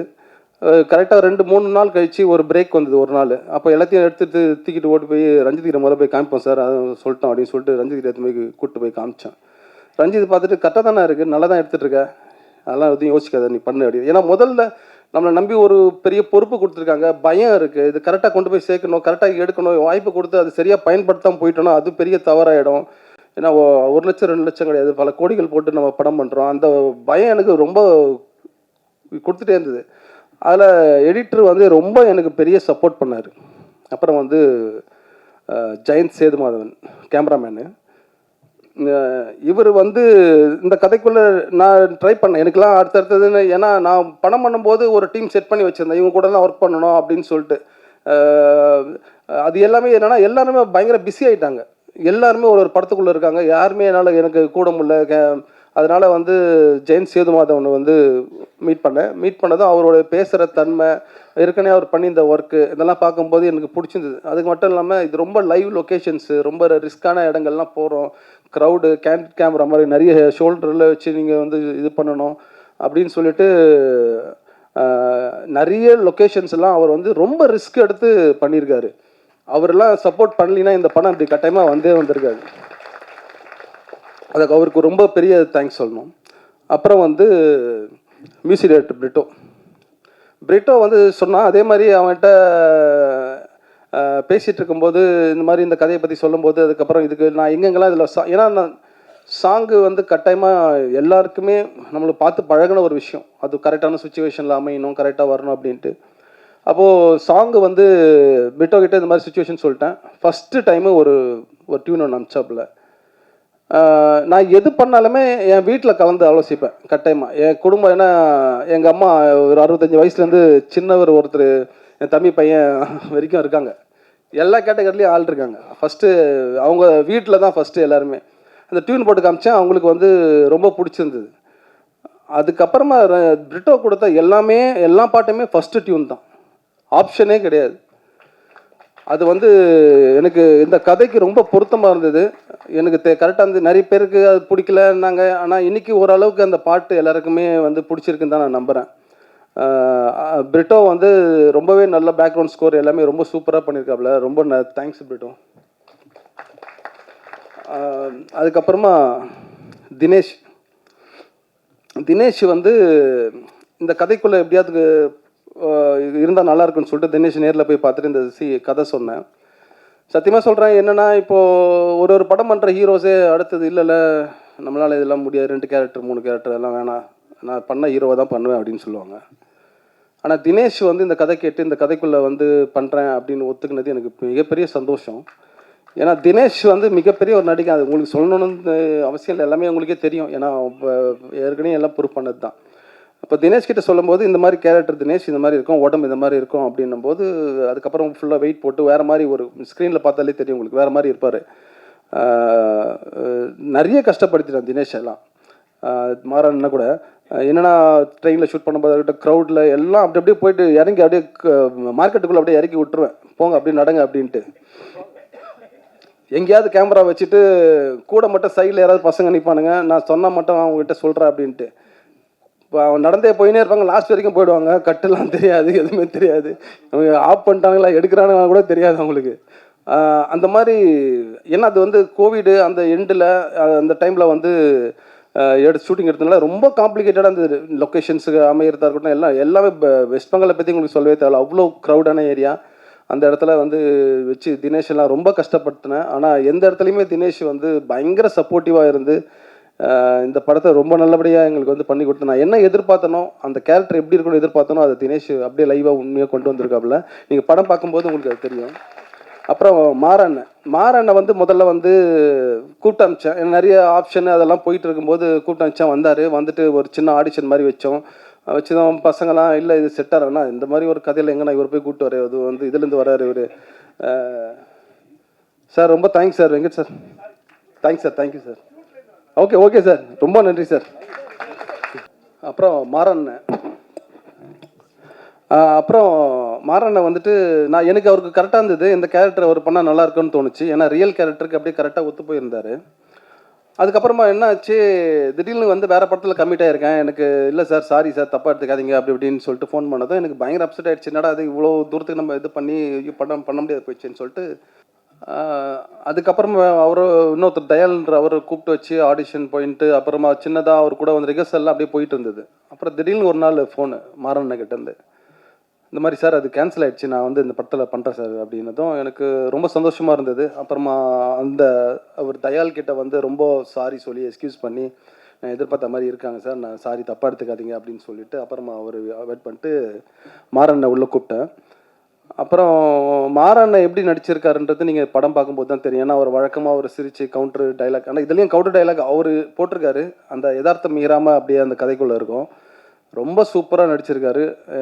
ஒரு பெர்ஃபார்மன்ஸு ஒரு சீனில் வந்து தினேஷும் மாறண்ணனும் 2 பேரோட பெர்ஃபார்மன்ஸை பார்த்துட்டு நான் ரொம்ப கண் கலங்கிட்டேன். நான் அந்த அளவுக்கு ஒரு சூப்பராக வந்து இந்த படத்துக்கு மாறண்ணன் வந்து அவரை விட்டால் வேறு யாருமே ஆப்டாக இருந்திருக்க மாட்டாங்க இந்த கேரக்டர். அவ்வளோ சூப்பராக வந்து மாறண்ணன் பண்ணியிருக்காரு. அப்புறம் ஊர்வசி அம்மா, அதாவது இந்த கழுதை எழுதி முடிச்சுட்டு ரஞ்சித்துக்கிட்ட போய் சொல்லி எல்லாம் ஓகே ஆனதுக்கப்புறமா இப்போ எழுதுகிற வரைக்கும் எனக்கு யாருமே ஐடியா இல்லை. ஏன்னா ரியல் கேரக்டர்ன்றதுனால நான் அதை எழுதி முடிச்சிட்டேன். ஃபஸ்ட்டு ஆப்ஷனே வந்து ஊர்வசி அம்மா தான். ஒரு வேளை இல்லை என்னால் பண்ண முடியாது வாய்ப்பு இல்லை அப்படின்னு சொல்லிட்டாங்கன்னா ராதிகா மேடம் கிட்ட போகலாம் அப்படின்னு ஒரு ஐடியா என்கிட்ட இருந்தது. முதல் தடவை போயிட்டு ஊர்வசி அம்மா கிட்ட போயிட்டு பார்த்துட்டு இந்த மாதிரி இந்த கதையை சொன்னதும் அவங்களுக்கு ரொம்ப அந்த கேரக்டர் பிடிச்சிருந்ததுக்கு அதுக்கப்புறமா யோசிச்சாங்க. அதை ஒரு கண்டிஷன் சொன்னாங்க, இதெல்லாம் வந்து இல்லை நான் பாட்டியெல்லாம் பண்ணுறது கஷ்டம், என் பசங்களாம் என்ன கேள்வி கேட்பாங்க, ஸ்கூல்லலாம் இதுவாக இருக்கா அப்படின்னாங்க. எனக்கு இந்த கேரக்டர் இவங்களை விட்டால் வேறு யாருமே பண்ண முடியாதுன்றது எனக்கு ரொம்ப கான்ஃபிடண்ட்டாக இருந்தது. ஏன்னா ஊர்வசியமாக நானே சின்ன வயசுலேருந்து நான் வந்தனை முடிச்சுலேருந்து நான் பார்த்து வளர்ந்துட்டுருக்கிறேன். அவங்க என்னென்ன படங்கள் பண்ணிகிட்ருக்காங்க, அவங்களோட பெர்ஃபார்மன்ஸு இன்றைக்கும் டிவியில் போட்டால் எல்லோரும் வீட்டில் எல்லோரும் உட்காந்து சிரிச்சிட்ருப்போம், அந்த மாதிரி இருக்கும். எப்படியாவது இவங்க பண்ணால் தான் கரெக்டாக இருக்கும். இந்த கேரக்டர் அவங்க சொன்ன மாதிரி ஒரு மாதிரி ஸ்விங் ஆகிட்டே இருக்கும். ஒரு நிமிஷம் இப்படி இருக்க, திடீர்னு முறைப்பாங்க, திடீர்னு திட்டுவாங்க, திடீர்னு கத்துவாங்க, திடீர்னு அடிக்க கூட செய்வாங்க, திடீர்னு ரொம்ப அன்பாக பேசுவாங்க, திடீர்னு வந்து சாப்பாடை ஊட்டி விடுவாங்க. இந்த மாதிரி ஒரு கேரக்டரு அது இவங்க பண்ணால் தான் ரொம்ப சரியாக இருக்கும் அப்படின்னு சொல்லிட்டு அதுக்கப்புறமா அம்மாகிட்ட எப்படியாவது பெர்மிஷன் சொல்லி கிளின்னு ஏதோ கேட்டுக்கிட்டு அவங்க ஒத்துக்கிட்டு முதல் நாள் ஷூட்டிங் வந்தாங்க. அதுக்கு முன்னாடி 2-3 நாள் நாங்கள் ஷூட்டிங் எடுத்தோம். ஃபஸ்ட்டு நாள் வந்ததுமே ரோட்டில் இறங்கி நடக்க விட்டேன். நான் இங்கேருந்து நடந்து அந்த லாஸ்ட்டுக்கு போகிறாங்க, இந்த லாஸ்ட்டுக்கு நடந்து போகிறாங்க. அம்மா அப்படி முறைச்சிட்டே வாங்கம்மா, அந்த பையை எடுத்துகிட்டு வாங்க, காலுக்கு ஒரு ஷாட்டு, தலைக்கு அப்படி இப்படின்னு சொல்லி எடுத்துகிட்டு இருக்கோம். என்னப்பா கூப்பிட்டு வந்துட்டு இந்த மாதிரி அங்கங்கே ரோட நடக்க விட்றீங்கன்ட்டு. அது நீங்கள் சாங்கில் பார்க்கும்போது இதில் தெரிஞ்சிருக்கும் டீசரில். ஃபஸ்ட்டு டைமாக ஒரு அம்மாவுக்கு பயங்கரமான ஒரு பில்டப் சாங்கு, ஒரு இன்ட்ரோ, அது வந்து இவங்களுக்கு தான் அது வந்து அமைஞ்சிருக்குதுன்னு நான் நினைக்கிறேன் இந்த படத்தில். அது ரொம்ப முக்கியம். பெரிய ஸ்டார்ஸு, ஏன்னா இப்போ அவங்களுக்கும் ஒரு ஸ்டார் இருக்குது, எவர்கிரீன் ஸ்டாருன்னு சொல்லிட்டு, அது இந்த படத்து மூலிமா வெளியே வருது. அது எனக்கு ரொம்ப சந்தோஷம். ஊர்வசி அம்மா இந்த கேரக்டர் வந்து ஷூட்டிங் நாளில் வந்து இங்கே சென்னையிலேயே வந்து 20 நாள் எடுத்திருப்போம். அதில் ஒரு 10 நாள் என்னை கண் கலங்க வைக்காத நாளே கிடையாது அவங்களுடைய பெர்ஃபார்மன்ஸு. அப்படியே என் பெரியம்மாவை என் கண் முன்னாடி கொண்டு வந்து நிறுத்திடுவாங்க. என் பெரியம்மாவை ரொம்ப அன்பானவங்க. அவங்க கையால் நிறைய தடவை நான் சாப்பிட்ருக்கேன், நிறைய நாள் வீட்டில் போய் தங்கியிருக்கேன். ஒரே நடுத்தர குடும்பம் தான். ஒரு சின்ன 10 வீட்டில் வந்து அண்ணனுங்க, அக்கா, தங்கச்சிங்க எல்லாரும், பெரியம்மா எல்லாருமே வந்து ஒன்றாவே அங்கே வந்து கூட இருந்து வாழ்ந்தவன் நான். அதனால் எனக்கு பெரியம்மாவோட ஒவ்வொரு விஷயமும் ஒவ்வொரு இசைவுகளும் எனக்கு நல்லா தெரியும். அது வந்து பேபி என்ற கேரக்டரை வந்து ஊர்வசி அம்மா வந்து அவங்களுக்கு எதுவுமே தெரியாது, ஃபோட்டோ தான் தெரியும் அவங்கள பற்றி, எந்த வீடியோ கிடையாது, ஒன்றும் கிடையாது. அவங்க வந்து ஒரு பெரிய ஒரு சாதனை பண்ணவங்களாம் கிடையாது, சாதாரண ஒரு வீட்டில் இருந்த ஒரு பெண்ணு. அதை ஊர்வசி அம்மா வந்து பயங்கரமாக அதை வந்து பிடிச்சிக்கிட்டாங்க. அது பிடிச்சிக்கிட்டு அவங்க பண்ணுற பெர்ஃபார்மன்ஸ் எல்லாம் வந்து என்னை கட்டே சொல்ல முடியாது. ஒரு மாதிரி பயங்கரமாக கண் கலங்கிடுவேன், ஒரு மாதிரி தனியாக போயிடுவேன். ரொம்ப டிஸ்டர்ப் பண்ணிச்சு என்ன. எனக்கு அப்போவே தெரிஞ்சிச்சு இந்த படம் ஏதோ ஒன்று பண்ணுது, இது வந்து இது தானாக இது எல்லாத்தையுமே உருவாக்கிது. எல்லாரையுமே இது வந்து அந்த ஜே பேபின்ற அந்த வார்த்தை வந்து அதுவே டிசைட் பண்ணிக்குது. ஏன்னா எல்லாம் நல்லதும் வந்து சேர்ந்துக்கிட்டே இருக்கும். எனக்கே ஆச்சரியமாக இருக்கும். ஒரு இடத்துல ஷூட்டிங் போனால் திடீர்னு லொக்கேஷன் கிடைக்காது, அது ஏதோ பிரச்சனைன்னுவாங்க. ஆனால் அதை விட ஒரு சூப்பர் லொக்கேஷனாக வேறு ஒன்று கிடைக்கும். இங்கே பர்மிஷன் இல்லைன்னுவானுங்க, அதுக்கப்புறம் பார்த்தா அதை விட ஒரு இடம் பெட்டரான ஒரு பெர்மிஷன் ஒன்று கிடைக்கும். டேட் இல்லைன்னா அது டக்குன்னு அது ஆர்கனைஸ் ஆகும். ஏதோ ஒன்று அது கையை பிடிச்சி இழுத்துட்டு போயிட்டே இருக்கும். எனக்கு இந்த படம் அப்படி தான் பண்ணிச்சு. இப்போ ஊர்வசி அம்மாவுடைய பெர்ஃபார்மன்ஸை வந்து நீங்கள் ஸ்க்ரீனில் பார்ப்பீங்க. நீங்கள் சத்தியமாக வந்து இந்த படம் ஊர்வசி அம்மாவோட லைஃப்பில் மிக முக்கியமான ஒரு படமாக இருக்கும். நீங்கள் அதை கொண்டாடுவீங்க அப்படின்னு நான் ரொம்ப நம்புகிறேன் இந்த படத்தை. அப்புறம் இந்த படம் வர்றதுக்கு மிக முக்கிய காரணம் மூர்த்தி சார், இந்த மிலிட்ரி மேன். அவர் இல்லைன்னா எனக்கு இந்த படம் கட்டாயமாக கிடையாது. ஏன்னா ஒரு முக்கியமான கேரக்டர் இந்த படத்தில் அவர் பண்ணியிருக்காரு. நீங்கள் இந்த படம் பார்க்கும்போது நீங்கள் எல்லாருமே அதை ஒத்துப்பீங்கன்னு நான் நம்புகிறேன். அதுக்கப்புறமா அதாவது மெலடி வந்து அதே போல் தான். அதையும் வந்து ஃபஸ்ட்டு ஆடிஷன் பண்ணும்போது எல்லாருக்குமே வந்து இதுக்கு செட் ஆகுமா அப்படி இப்படின்னு சொல்லிட்டு இருந்தாங்க. ஆனால் மெலடி பண்ணியிருக்க பெர்ஃபார்மன்ஸ் இந்த படத்தில் வந்து நீங்கள் அவுட்ஸ்டாண்டிங்காக இருக்கும். நான் அது வந்து அவ்வளோ சூப்பராக பண்ணியிருக்கு. சஃபிதா, இஸ்மத் பானு எல்லாருமே வந்து ரொம்ப சூப்பராக பண்ணியிருக்காங்க. அப்புறமா சேகர் எல்லாருமே ரொம்ப நல்லா பண்ணியிருக்காங்க. அப்புறமா ஆர்ட் டைரக்டர் ராம் சொன்ன மாதிரி எல்லா இடத்துலையுமே வந்து பார்த்திங்கன்னா எதுவுமே வந்து நாங்கள் செட்டுக்கிட்டலாம் எதுவுமே போடல. நிஜமாக வாழ்ந்துட்டு இருக்கிற வீட்டுக்குள்ளே போய் அப்படியே போய் ஷூட் பண்ணிட்டு வந்தோம். அங்கேயே கேமரா வச்சு எந்த ஒரு இதுவுமே பண்ணல. ரொம்ப லைவ், அங்கே என்ன தேவையோ அதை மட்டுமே நாங்கள் வந்து தேவையானதெல்லாம் மட்டும் வச்சுட்டு, இது ஒரு பீரியட் மூவியோ இல்லை எதுவுமே கிடையாது. கரண்ட்டில் அப்படியே நடக்கிற விஷயங்கள் அப்படியே இது பண்ணோம். ரொம்ப சூப்பராக எனக்கு வந்து ராம் கூடவே இருந்து எல்லாம் எனக்கு பண்ணி கொடுத்தாப்புல. தேங்க்ஸ் ராம். அப்புறம் ஏகா வந்து ஏன்னா இது வந்து ஒரு ஃப்ளாஷ்பேக் போர்ஷனும் இருக்குது. அதுக்கெல்லாம் வந்து சத்தியமாக நான் வந்து ரொம்ப ஆச்சரியப்பட்டது என்னென்னா, எங்கள் பெரியம்மாவை நான் எந்த மாதிரி சேரீலாம் பார்த்தனோ அதை அப்படியே ஸ்க்ரீனில் கொண்டு வந்து கொடுத்தான். அது கோஇன்சிடெண்ட்டாக அது என்னன்னு தெரில, நிஜமாலுமே நான் மிரட்டேன். அவ்வளோ ஒரு கரெக்டாக வந்து அமைஞ்சுது. நான் ஊர்வசி அம்மாவுக்கு அவங்க போட்டு வரும்போது எனக்கு அவ்வளோ ஆச்சரியமாக இருக்கும். ஏகாவுக்கு ரொம்ப ரொம்ப தேங்க்ஸு. அப்புறமா தான் சின்ன சின்ன கேரக்டராக நிறைய பேர் பண்ணியிருக்காங்க. கீழே நிறைய பேர் உட்காந்துருக்காங்க. இது படத்தில் சின்ன குழந்தையிலேருந்து நிறைய எல்லாருமே ரொம்ப நல்லா நடிச்சிருக்காங்க.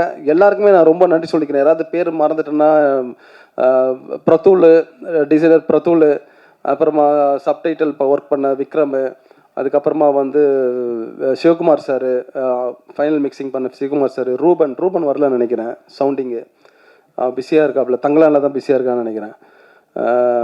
அதுக்கப்புறமா இந்த மாதிரி டெக்னீஷியன்ஸாக ரொம்ப பாரி எங்கே இருக்கா டப்பிங்கு. பாரி இல்லைன்னா மூர்த்தி சார்லாம் டப்பிங்கே பேசியிருக்க மாட்டார். அது ரொம்ப நன்றி பாரிக்கு. அதுக்கப்புறம் என்னோட அசிஸ்டன்ட் டைரக்டர்,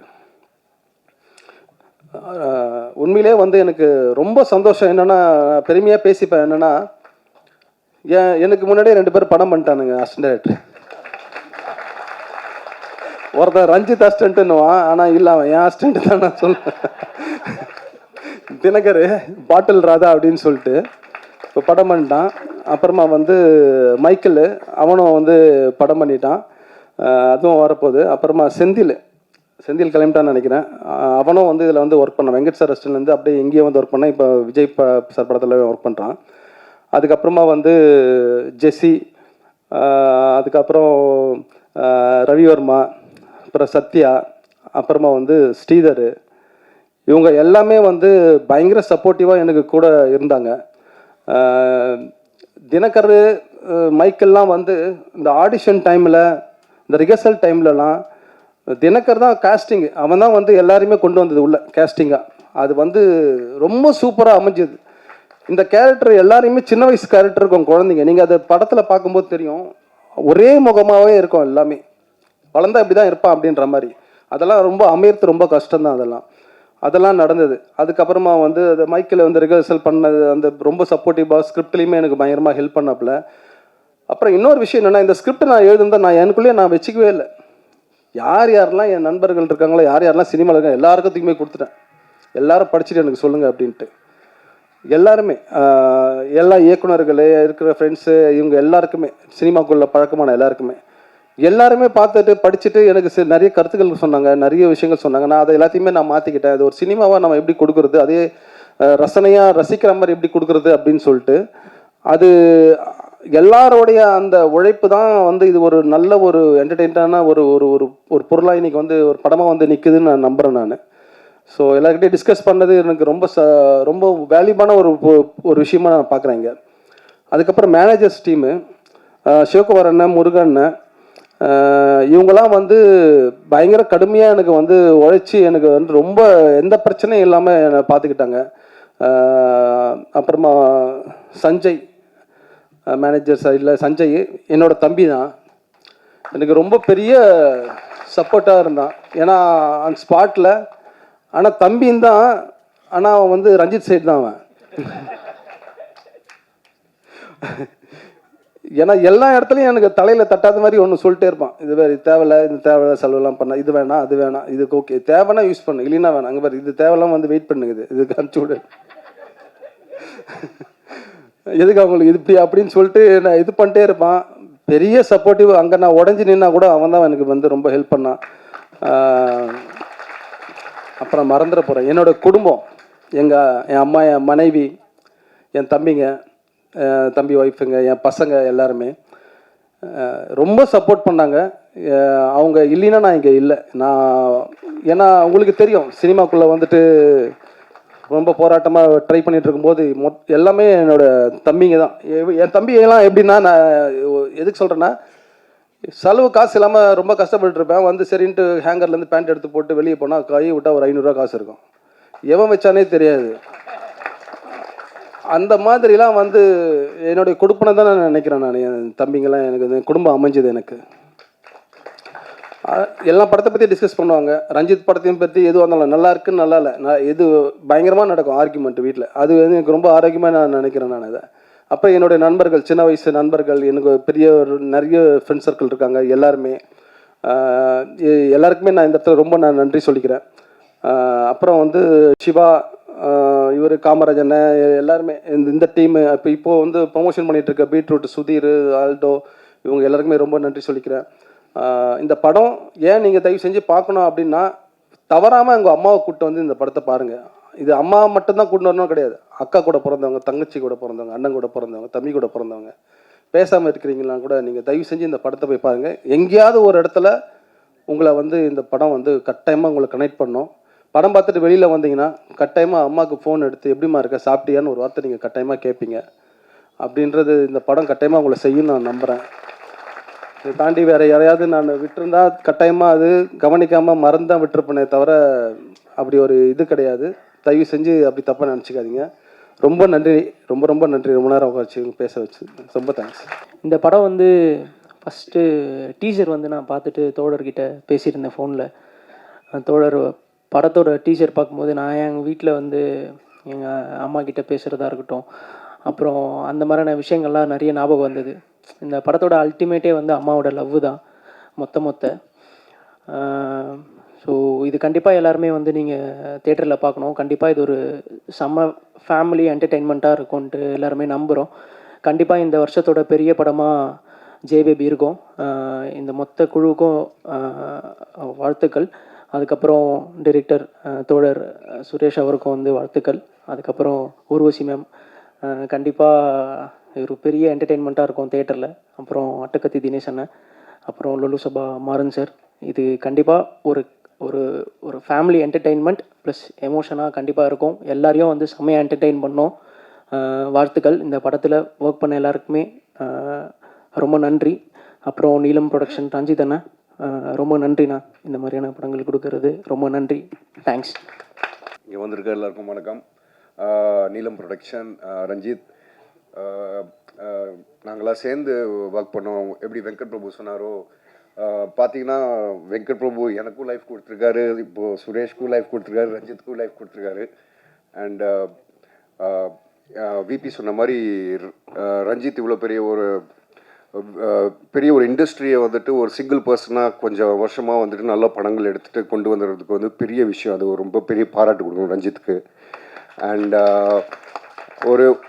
ஒருத்தர் மேலே டேலண்ட் இருக்குது, அந்த டேலண்ட்டை வந்துட்டு அடுத்து ஒரு கம்பெனிகிட்ட சொல்லி ஒரு அப்ரோச் வாங்குறதே ஒரு பெரிய விஷயம். அது ஒரு கதையை, அந்த கதை வந்து சுரேஷ் நம்பி இந்த கதையை, இந்த ஜேபிபி கதையை எடுத்திருக்காரு. ரொம்ப சந்தோஷமாக இருக்குது. சுரேஷ்க்கு இது ஒரு ஸ்டெப்பிங் ஸ்டோனாக இருக்கும். Plus is a very talented director and நல்ல ஒரு எழுத்தாளர் கூட. அண்ட் இந்த படத்தில் ஒர்க் பண்ண எல்லாருக்குமே அம்மா ஒரு விஷயமா ரொம்ப வருஷத்துக்கு அப்புறம் உங்களை இப்படி பார்க்கும்போது அந்த போலீஸ் சீனும் அம்மாவும் பண்ண சின்ன பர்ஃபார்மன்ஸே போதும், இந்த ஃபுல் படம் எப்படி இருக்குன்றது நம்ம தெரிஞ்சுக்கலாம். எனிவே தினேஷ் ப்ரோக்கும் ப்ளஸ் அண்ணன் உங்களுக்கும் எல்லாருக்கும், இந்த டீமில் ஒர்க் பண்ண எல்லாருக்கும் வாழ்த்துக்கள். கண்டிப்பாக தேட்டரில் இந்த படத்தை பாருங்கள். அண்டு அம்மான்றது நிறைய பேர் எல்லாருக்குமே தெரியும் எவ்வளோ இம்பார்ட்டண்டான பர்சன்னு.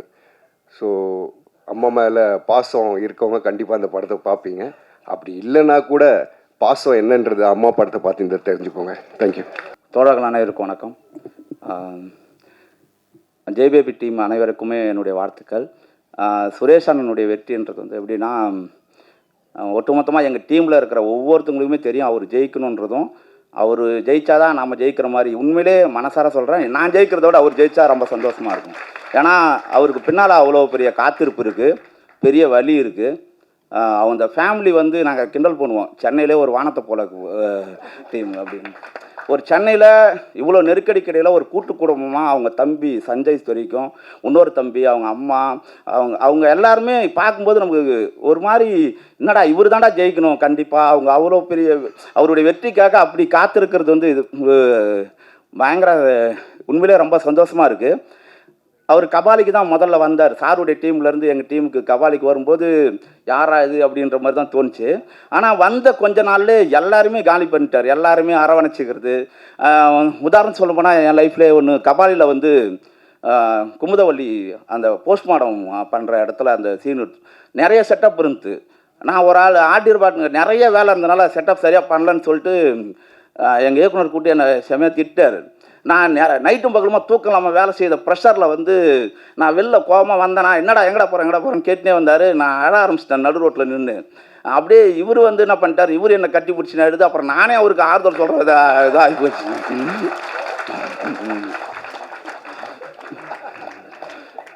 அப்புறம் வந்து சென்னையில் பயங்கரமாக வெள்ளம் போயிட்டு இருந்து கோவாவில் வந்து ஷூட்டிங், நான் மயம் கோபி மேலே வந்து கார் ஏற்றணும், அந்த ஷாட்டு இருந்துச்சு. பார்த்தா திடீர்னு பிரேக் டைமில் தலைவனை ஒரு மணி நேரத்துக்கு மேலே ஆளை காணோம். என்னடான்னு சொல்லிட்டு பார்த்தா கண்ணெல்லாம் தேங்கி அழுது தொடச்சிட்டு வந்திருந்தார். என்னண்ணா அப்படி வெள்ளத்தில் நாய் செத்துச்சுரா, வீட்டில் எல்லாரும் 2 நாளாக சாப்பிடாமல் இருக்கிறாங்கடா, இன்றைக்கி தான் தெரிஞ்சு எனக்கு சொன்னாங்க, ரொம்ப கஷ்டமாயிடுச்சுரா, இங்கெல்லாம் அழுதா நீங்கள் தான் இது பண்ணி சொல்லிட்டு தான் நான் போய் தனியாக இழுட்டு வந்தடா அப்படின்னு. அதை மாதிரி வந்து சுரேஷ் அண்ணா அவருடைய ஈரம் உண்மையிலே என் வாழ்க்கையில் நான் சந்தித்த ஒரு 5 நபர் ரொம்ப நெருக்கமாக. எங்கள் அப்பாக்கிட்ட எப்படி நான் வெளிப்படையாக இருக்கணும், எங்கள் அம்மாக்கிட்ட எப்படி இருக்கணும், ஒரு துளியால் கூட நம்மளை ஈகோ பார்க்காம நம்ம பேசக்கூடிய மனிதர்கள் சில பேர் தான் கிடைப்பாங்க. அதை மாதிரி சுரேஷ் அண்ணா வந்து எப்பயுமே என் வாழ்வில் மறக்க முடியாத, நான் விலகி போகக்கூடாது நினைக்கக்கூடாத ஒரு ஆள். அதே மாதிரி நம்ம ஹீரோ தினேஷ், நான் அவரோட 2 படம், என் படத்தில் 2வது படமாக ஹீரோவை நடிக்கிறாரு. நான் எத்தனை படம் எடுத்தாலும் அந்த படத்தினுடைய ஹீரோவாக நான் அவர் கண்டிப்பாக நான் நினச்சி பார்க்குறேன். அந்த அளவுக்கு நான் இன்னும் 4-5 கதைகள் நான் எழுதிட்டு இருந்தால் கூட எல்லாத்துலேயுமே அவர் பொருந்துவார். அந்த அளவுக்கு ஒரு அற்புதமான கலைஞர். மற்ற எல்லாருமே நடிச்சவங்க எல்லாருமே எல்லாருமே தெரிஞ்சவங்க தான். எல்லாருமே தோழர்களாக சேர்ந்து இந்த வேலை செய்திருக்குது, ரொம்ப மகிழ்ச்சி. நன்றி. இப்போ அதிகம் தோழர் சொன்ன மாதிரி அவரோட எமோஷன், சுரேஷ் அண்ணனோட எமோஷன் எல்லாமே எவ்வளோ ஃபன்னாக சொன்னார். கிட்டத்தட்ட இந்த படம் பார்க்கும்போது எனக்கு இந்த எமோஷனும் ஃபன்னும் வந்து இந்த சேர்ந்து வர படங்கள் இருக்குல்ல, ஸோ எமோஷனாக ஒரு படம் எடுக்கிறது இல்லை ஃபுல் அண்ட் ஃபுல் ஃபன்னாக ஒரு படம் எடுக்கிறது தாண்டி இந்த ஃபன்னும் எமோஷனும் சேர்ந்து ஒரு விஷயத்த இந்த படத்தில் இருக்குன்னு நம்புகிறேன். இன்னும் இப்போ எல்லாம் மஞ்சுவல் பாய்ஸ் சொன்ன மாதிரி நாங்கள் பாரஞ்சித் பாய்ஸ்ன்னு வச்சுப்போமே, அதில் வந்து சுரேஷ் அண்ணா வந்து என்னை பொறுத்தளவு சீனியர். அவர் எல்லாரும் நான் ஒத்துப்பாங்கன்னு நினைக்கிறேன். அவரோட எக்ஸ்பீரியன்ஸும் சரி, அவரோட ட்ராவலும் ஜேர்னினா இந்த ஜேபேபியோட ஜேர்னி வந்து ரொம்ப பெருசு. அது இங்கே படக்குழு எல்லாம் சொன்னாங்க. அது இல்லாமல் அவரோட ஜேர்னி இந்த டீம்லே, இப்போ நான் வந்து இந்த டீமில் இந்த ப்ரொடக்ஷனில் படம் எடுத்தனால இந்த டீம், அது இல்லாமல் எல்லாருமே ஒத்துக்கிற ஒரு விஷயம், அவரோட எக்ஸ்பீரியன்ஸ் வந்து பயங்கர பெருசு. ரஞ்சித் அண்ணனோட பெருசுன்னு நினைக்கிறாங்க அவரோட எக்ஸ்பீரியன்ஸு. இந்த காத்திருப்புலாம் சொல்கிறத விட அந்த எக்ஸ்பீரியன்ஸும் அந்த ஜேர்னியும் அதை தாண்டி அவர் வாழ்க்கையிலேருந்து இந்த கதையை எடுத்தார்ல, அதான் இந்த ஃபஸ்ட்டு படத்தோட இயக்குனர்கள்லேருந்து இந்த அவங்க லைஃப்லேருந்து எடுக்கிற கதை, அவங்க குடும்பத்துலேருந்து இல்லை அவங்க தெரிஞ்சவங்கலேருந்து அவங்க ஃபீல் பண்ண ஒரு விஷயம், அதை எமோஷனாக சொல்கிறத தாண்டி ஒரு ஃபன்னாகவும் சொன்ன ஒரு விஷயம் வந்து, ஏன்னா அவர்கிட்ட இவ்வளோ ஃபன் இருக்குன்னு எனக்கு தெரியவே தெரில. ஏன்னா ஊர்வசி மேடம் பார்க்கும்போது எனக்கு வந்து, ஏன்னா அவங்க மிகப்பெரிய ஆளுமை. ஏன்னா இப்போ நம்ம ஹீரோஸை வந்து சொல்கிறோம், புனைப்பெயர் வச்சுலாம் சொல்கிறோம், சூப்பர் ஸ்டாரு, சுப்ரீம் ஸ்டாரு எல்லாம் நிறையா சொல்கிறோம்ல. இப்போ ஹீரோயின்ஸுக்கு வந்து இந்த மாதிரி ஒரு பேர் வைக்கணும்னா அதில் என்ன ஒரு டாப் மோஸ்ட் பேரோ அது வந்து ஊர்வசி மேடம் வைக்கலாம். ஏன்னா அந்த அளவுக்கு வந்து, ஏன்னா அவங்களோட படங்கள்லாம் நாங்கள் எத்தனை படம் பார்த்துருப்போம். அவங்களோட படங்கள்லாம் பாக்கியராஜ் சார் படம்லேருந்து, கமல்ஹாசன் சார் படம்லேருந்து, ஏன்னா கமல்ஹாசன் சார் முன்னாடியெல்லாம் நின்று நடிக்கிறதெல்லாம் எப்படி முடியும்னு நம்மளாம் பார்ப்போம் சின்ன வயசுலேருந்து, சினிமாவுக்கு வரதுக்கு முன்னாடியே. ஏன்னா அந்த அளவுக்கு அப்போ சின்ன வயசுலேயே அவர் வந்து பயங்கர ஆளுமையாக இருக்கும் அவரோட நடிப்பெல்லாம்.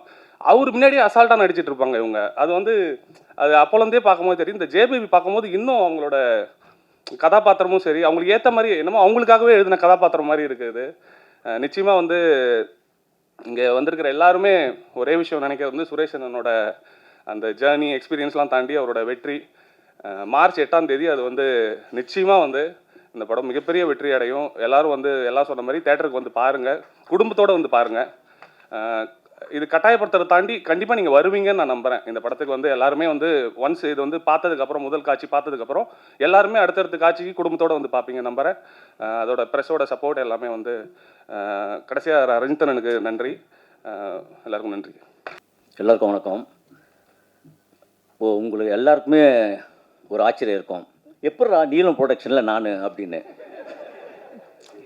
ஏன்னா நல்லா நடிக்க தெரிஞ்சவங்க, நல்ல படங்கள் அந்த மாதிரியான லிஸ்ட்டில் வந்து நம்ம எப்படி வந்தோன்னா நம்ம காமெடி அப்படின்னு தான் உங்கள் எல்லாருக்கும் தெரியும்.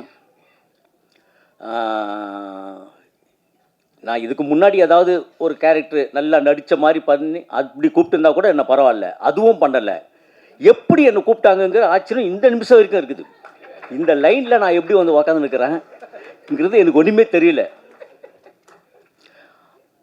நான் நிறைய பேசணும்னு நினச்சேன். என்னென்னா என்னால் இந்த சாங்கெலாம் பார்த்தனால கொஞ்சம் எமோஷனல் ஆகிடுவேன். இந்த படத்துக்குள்ள வந்து சொல்கிற விஷயங்கள் வந்து நிறைய இருக்குது. இந்த படம் ரிலீஸுக்கு அப்புறம் சொன்னதான் உண்டு, ஏன்னா நிறைய விஷயங்கள் சொல்லக்கூடாதுன்னு இருக்குது. நான் நிறைய விஷயங்கள் வந்து நான் உங்களுக்கு ரிலீஸுக்கு அப்புறம் பேசுகிறேன். எல்லாருக்கும் நன்றி, வணக்கம்.